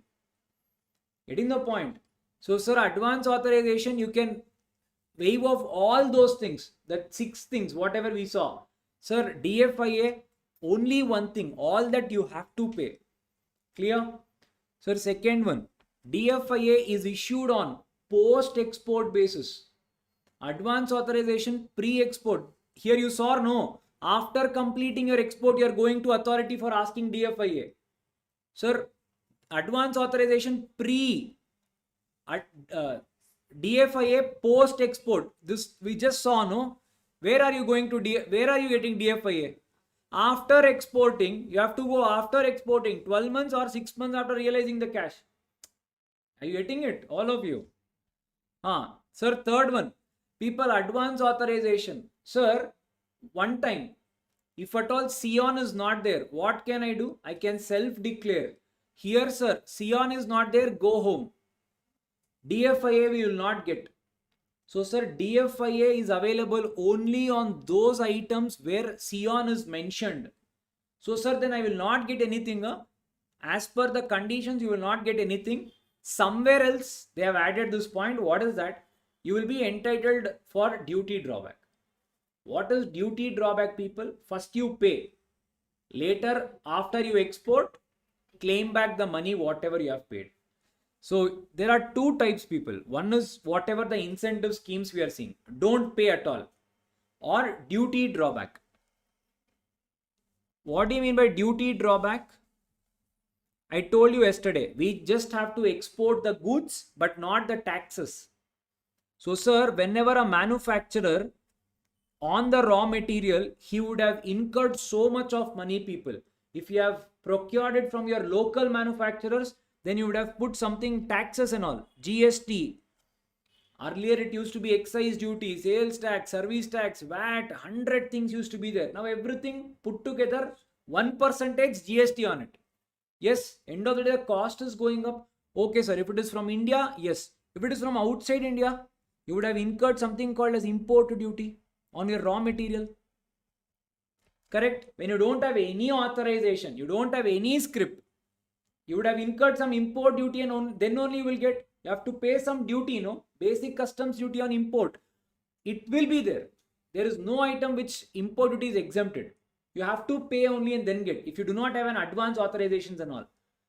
Now, he is using all this, he is manufacturing a product, this he is exporting. Now imagine the cost of the goods. Isn't the cost of the goods always going to be high? So what does the law say? You pay all this import duty, taxes, and you pay everything. You export your goods. You go and realize the money and come. You show me that whatever you have paid, I will give you back. This is called as duty drawback. So duty drawback is basically where you pay everything and again get it back. Yes, all of you. Adding on Sion, generally what happens, if you are a status holder, it takes 60 days time. Normal person takes more time. So you cannot take DFIA until then. Yeah.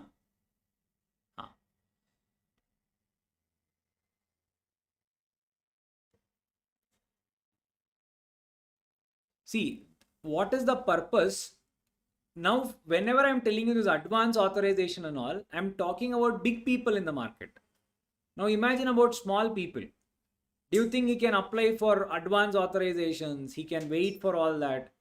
So for him, a shortcut is sell it and get back your money.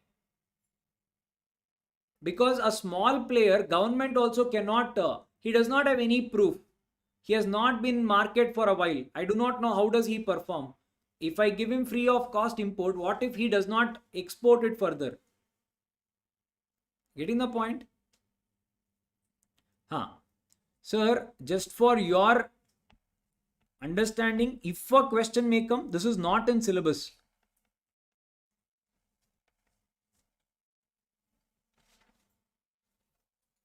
Yes, sir, difference between DFIA and advance authorization.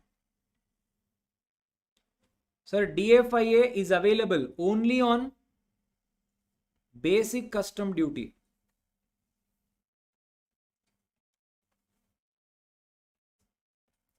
People, advance authorization, if you remember those 6 heads, what was that?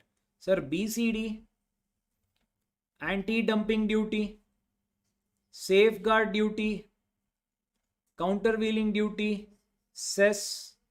There was one thing, transshipment, again safeguard duty only. Yeah, so for all that you can claim advance authorization. Sir, second one, under DFIA, minimum value addition is 20%. Sir, here minimum value addition is 15%. This is the best part, people. It can be further sold or transferred.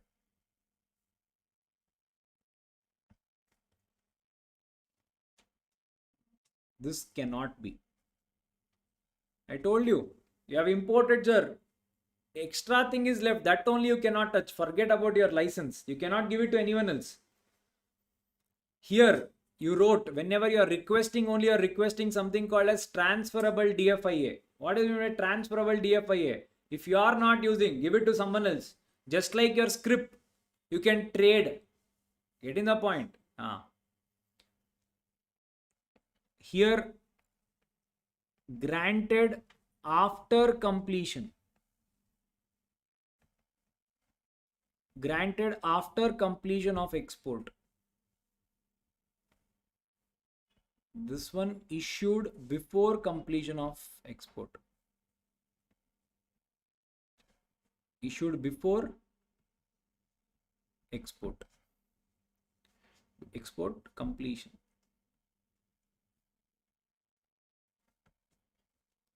Is this clear, all of you? Any doubts? Sure.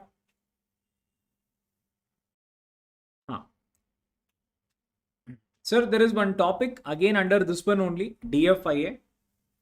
What is this? A small one. What is this, sir? People, DFIA is not available for gems and jewelers. Under DFIA, you cannot import gems and jewelry. However, sir, there are these three exceptions. What is that? Gold, if it is more than 8 carat. Silver, if it is more than 50% weight. Sir, platinum, if it is more than 50% weight. You can import these things. What these three? Three. Gold, silver, platinum. Under these three schemes. These four schemes. What are those schemes? Not in your syllabus. They have just given what are the names. Not asked, not even important. Just know what are the schemes and go. More than sufficient.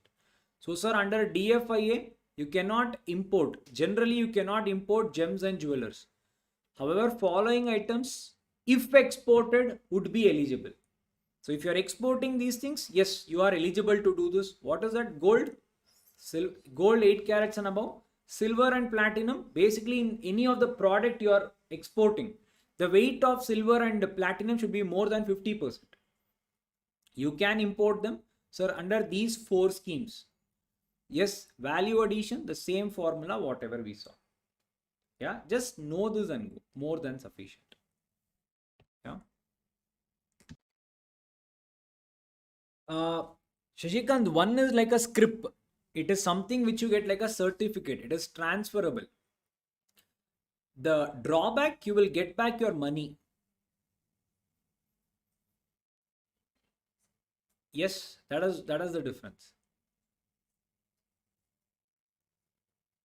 One more is that advance authorization. What is that one thing where you can get for an advance authorization even without paying also you can do it. When you first apply for regional authority, sir, I am going to export. In that period, if you want, you can import anything. That is also valid in your DFIA. You are just telling him, yes, sir, I am going to export in the future. So that is the reason you are still seeing it as duty-free import. Drawback, that is not available.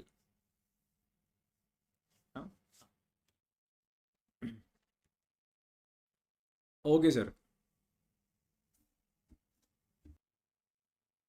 Okay, people, the next one, the last but one sensible scheme.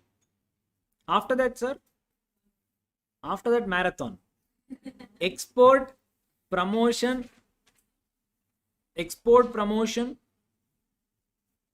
capital goods, export promotion capital goods scheme. Export promotion capital goods scheme.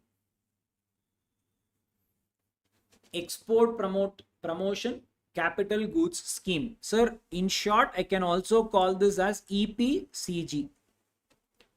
If they ask you, they will ask you a direct note, people. Write EPCG, MEIS, your advance authorization. Yeah, that is the reason I made you write this. More than sufficient. Read and go. Sir, export promotion capital goods. What is this? Sir, I want to export notebooks. What notebooks? Assume I want to export my autobiography. I want to export my autobiography. Sir, I want to print, but there are no machines in India.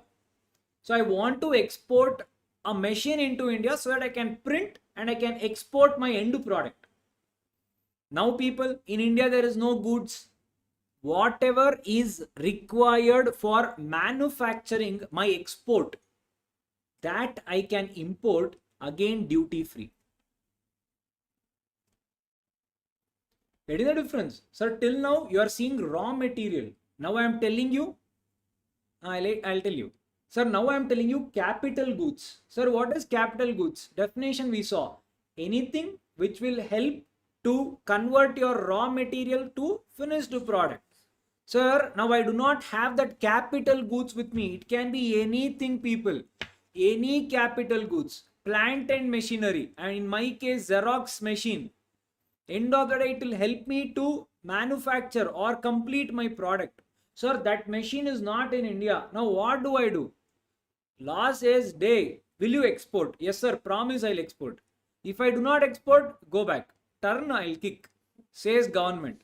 Yes, sir, this is only available when you are exporting the end product. I'm not talking about you're not exporting capital goods. You're getting the capital goods, using that you're making some product, export it.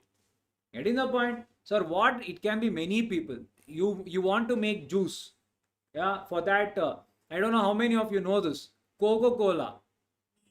You taste in US, I don't know how many of you know this. Domino's Pizza, McDonald's and all. It will not be the same. If you have it outside India, in India, it is not the same. Because they are tweaked as per your taste buds. Here it is spicy. Outside it is not like that. But Coke, it is not like that, people. Universal. End of the day, entire world, it is same. Have you ever wondered? I don't know how many, they generally say, what is that Tirunvanvel halwa? What do you call that? No idea only.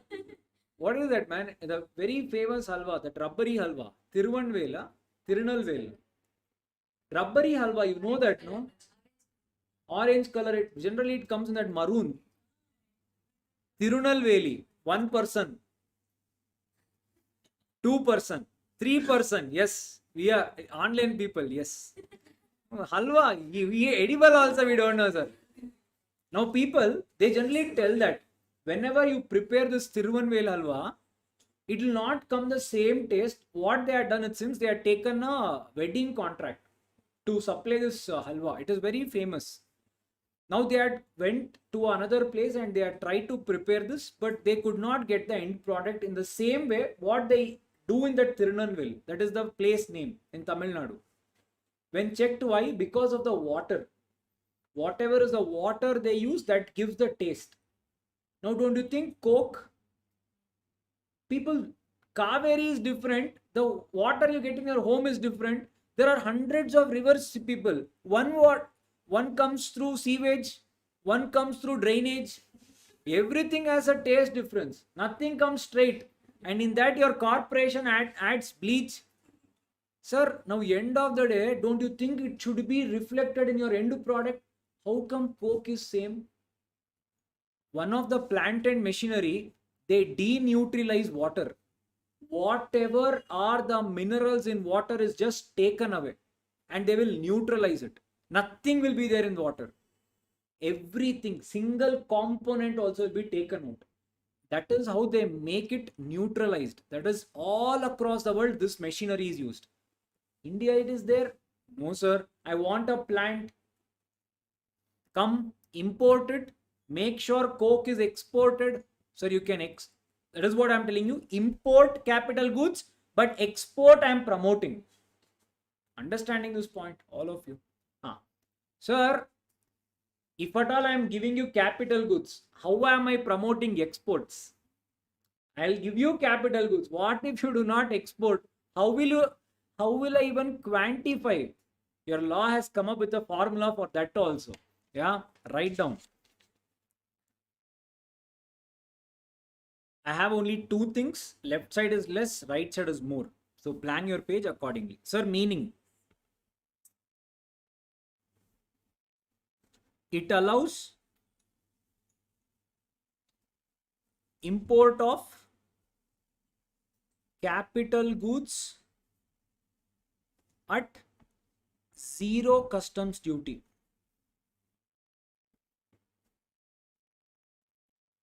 At zero custom duty.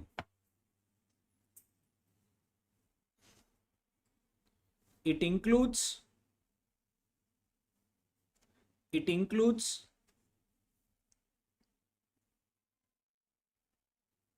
completely knocked down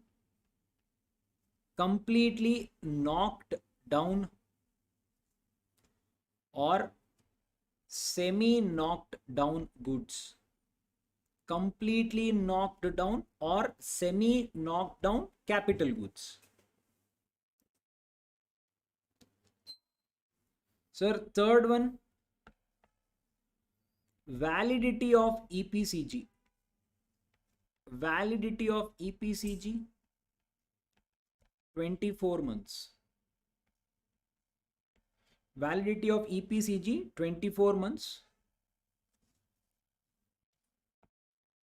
It excludes second hand capital goods.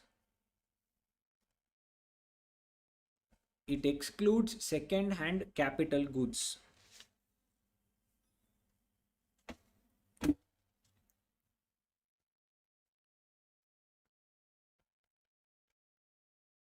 Exim facilitation committee. Exim facilitation committee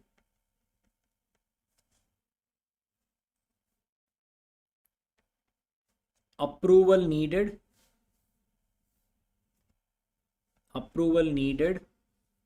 for importing restricted items.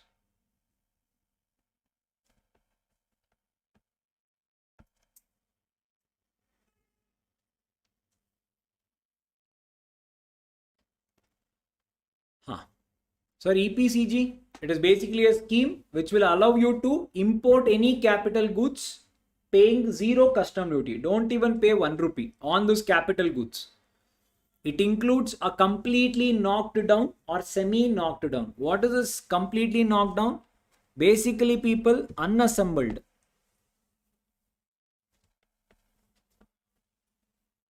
Sir, they have just given you parts, screw, bolt and all, you should only fit it. Semi knockdown, half it is given as parts, half they have only built the product and given you. That is you mean by semi knockdown. Validity of EPCG, once this scheme is given to you, you have got this license, you have to import this capital goods within 24 months.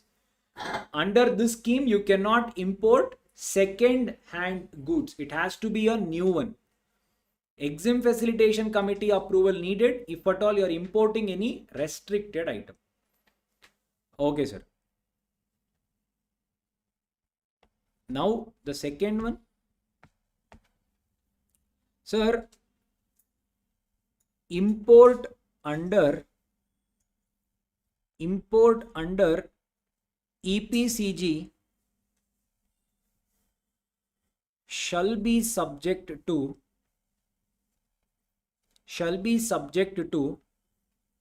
export obligation.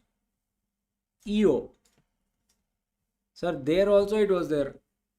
Double A. DFIO also there was export obligation. Here I am letting you a capital goods only. So here obviously there will be export obligation. So what is that? I will give you import. Make sure you give me export. Currency should be there. So what is that, sir? So here there are two things. Yes, one is called as specific export obligation. One is called specific export obligation. Let us call it as SEO. The next one is average export obligation. Let us call it AEO. Average export obligation. So specific export obligation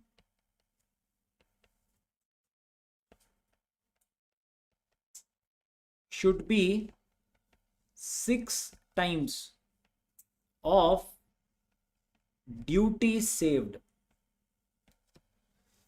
Should be 6 times of the duty saved. Second one, to be achieved in 6 years. To be achieved in 6 years. 6 years of authorization.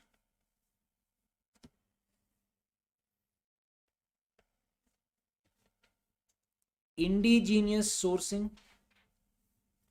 Indigenous sourcing of capital goods. Indigenous sourcing of capital goods. SEO is equal to 25% less than EO specified. That is, it can be called as 4.5 times.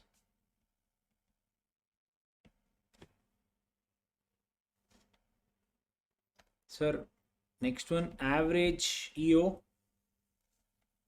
First one, average level of exports. Average level of exports made in preceding 3 years. Preceding 3 years for same product. Preceding 3 years for same product. Second one, to be achieved. To be achieved with overall or within overall period. Within overall EO period. That is, you can say it is 6 years.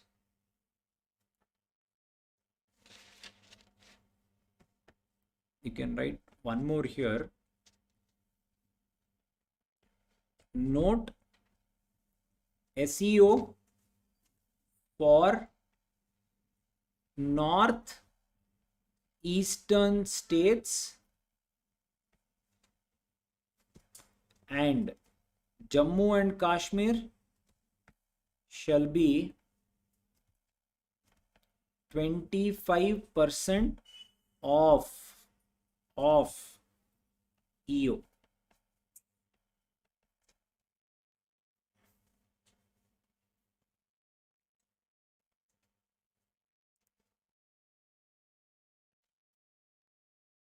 In case of early fulfillment,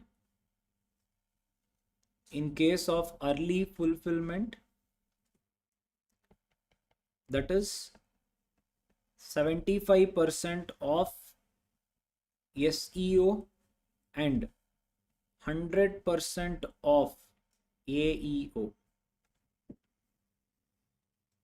Achieved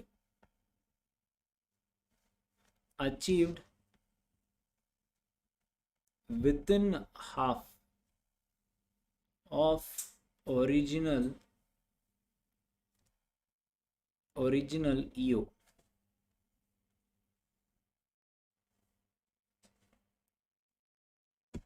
Then remaining EO shall be condoned. Condoned. CONDONED. Condoned. Condoned, you can write compromised. Condoned means compromised. Clear? All of you? Quickly see. After this, let's go for a break. What does the law say, sir? They have given you free of cost export goods. Okay. What is the actual duty you should have paid? Assume people, actually I should have paid around 50 lakh. Now how much concession I am giving you? Assume 0. I mean, they are not even taking you even 1 rupee also. Sir, whatever customs duty I should have paid. Assume 50 lakh. Entire 50 lakh is exempted. If not, I should have paid this 50 lakh. Sir, don't even pay 1 rupee. So basically, whatever is the duty you have saved. That is what is the basic waiver they have given you. You don't have to pay. What is that amount? Sir, the duty saved. Okay, sir. Into 6 times. You have to do exports. Whatever is the money I have saved you, into 6 times you have to do exports. This is called as specific export obligation. Whatever is the duty saved into 6 times. Sir, when should I do it? In my lifetime, you have to do it within 6 years. In this case, sir, 50 lakh into 6 times, 3 crores, you have to achieve it within 6 years. Is this clear? All of you? Sir, I'll do one thing. Whatever is the capital goods I need to buy, I will not buy from the outsider. Then I will buy it from my local person only, indigenous person. However, even he charges GST, no? He will not give you duty free. Sir, I don't want to pay that. Even on that also this scheme is available. Not only outside, even in India, if you want to buy something, if at all there are any local taxes, even against that you can claim your whatever is your exemption. Sir, now without levying GST on it, I will give it to you. Now what does the law say? How much you have to buy? Read carefully. It is 25% less than the EO specified. Import, it is 6 times. Sir, in the case of indigenous sourcing, local sourcing, you are buying it locally, it will be 25% less than your SEO. How much is your SEO? 6 times. 25% less. Can I say it 4.5 times? So if you are buying any capital goods without paying any taxes, you have to make sure you make 4.5 times of whatever is the exemption I have given. Getting this point, all of you? Okay, sir. Now, before getting these goods, what was your exports? Sir, before getting these goods, what was your export? Now imagine people, I am calculating it for the year 21. Sir, now my previous year, 20, 19, 18. Sir, in the year 18, I have made 70 crore worth exports. In the year 19, I have made 100 crore worth exports. In the year 20, I have made 40 crore worth exports. My 3 years average, how much is it? 70 crore. 140 plus 70, 210 divided by 3, 70 only, no? Sir, my average export before getting this goods, that is before getting this capital equipment, plant and machinery, my average sale was 70 crores, sir. Every year I have made this. 70, 140. If I take 3 years, 70 crore per year is my average. You do one thing, da. Whatever is the 6 times SEO you have to make. Specific export obligation. In addition to whatever you were making, you have to make SEO. That is your 6 times. People logic, no? When you're already making your export and I'm letting you buy a new equipment, if you do not add anything to your export, why should I give you free of cost? Logic. So whatever your old exports are, that will continue. I will not give you anything there. That you have to do it. In addition to that, the 6 times should happen. Are you getting this point? All of you. That is what is written under AEO. Read. Average level of exports made in preceding 3 years for same product. We have written something called plus here. Yes, sir. And to be achieved within overall EO period. So you have to do this as well as that. Is this clear?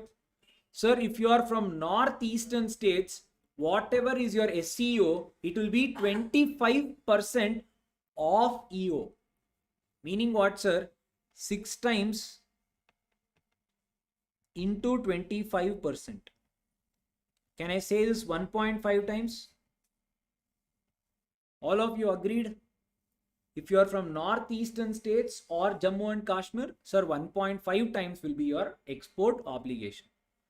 Now, sir, if at all you fulfill your export obligation, that is how much? 75% of your export obligation. In our case, you had to do 3 crore. Sir, in 3 crore, you have achieved 75%. And 100% of AEO is achieved within half of the original period. Can I say 3 years? Sir, within 3 years, 75% of whatever target you have told me, SEO, plus 100% of AEO I have achieved, sir. The remaining part can be compromised. That's okay. Any doubts? Go through once. No doubts. Go for a break. Indigenous sourcing means, sir, I'm not buying the capital goods from outside India. I'm buying it in India only. That capital goods, I'm buying it in India. Whatever, even if I'm buying in India, he will also add tax only, no? He will add GST and sell. Sir, you told me not to pay import duty, but I'm supposed to pay tax here, GST. Give me a waiver for that. Okay, take. Provided you will get this obligation. For Jammu and Kashmir, only 1.5 times. 25% less than your actual EO specified. How much is your actual obligation? Sir, 6 times. It will be 25% less than whatever is given to the person who is importing from outside India. Sir, he has to export 6 times. You do one thing. You export 25% less than him. So that is 4.5 times. You export 4.5 times of the duty saved. That should be your exports. Clear? Clear? Go for a break.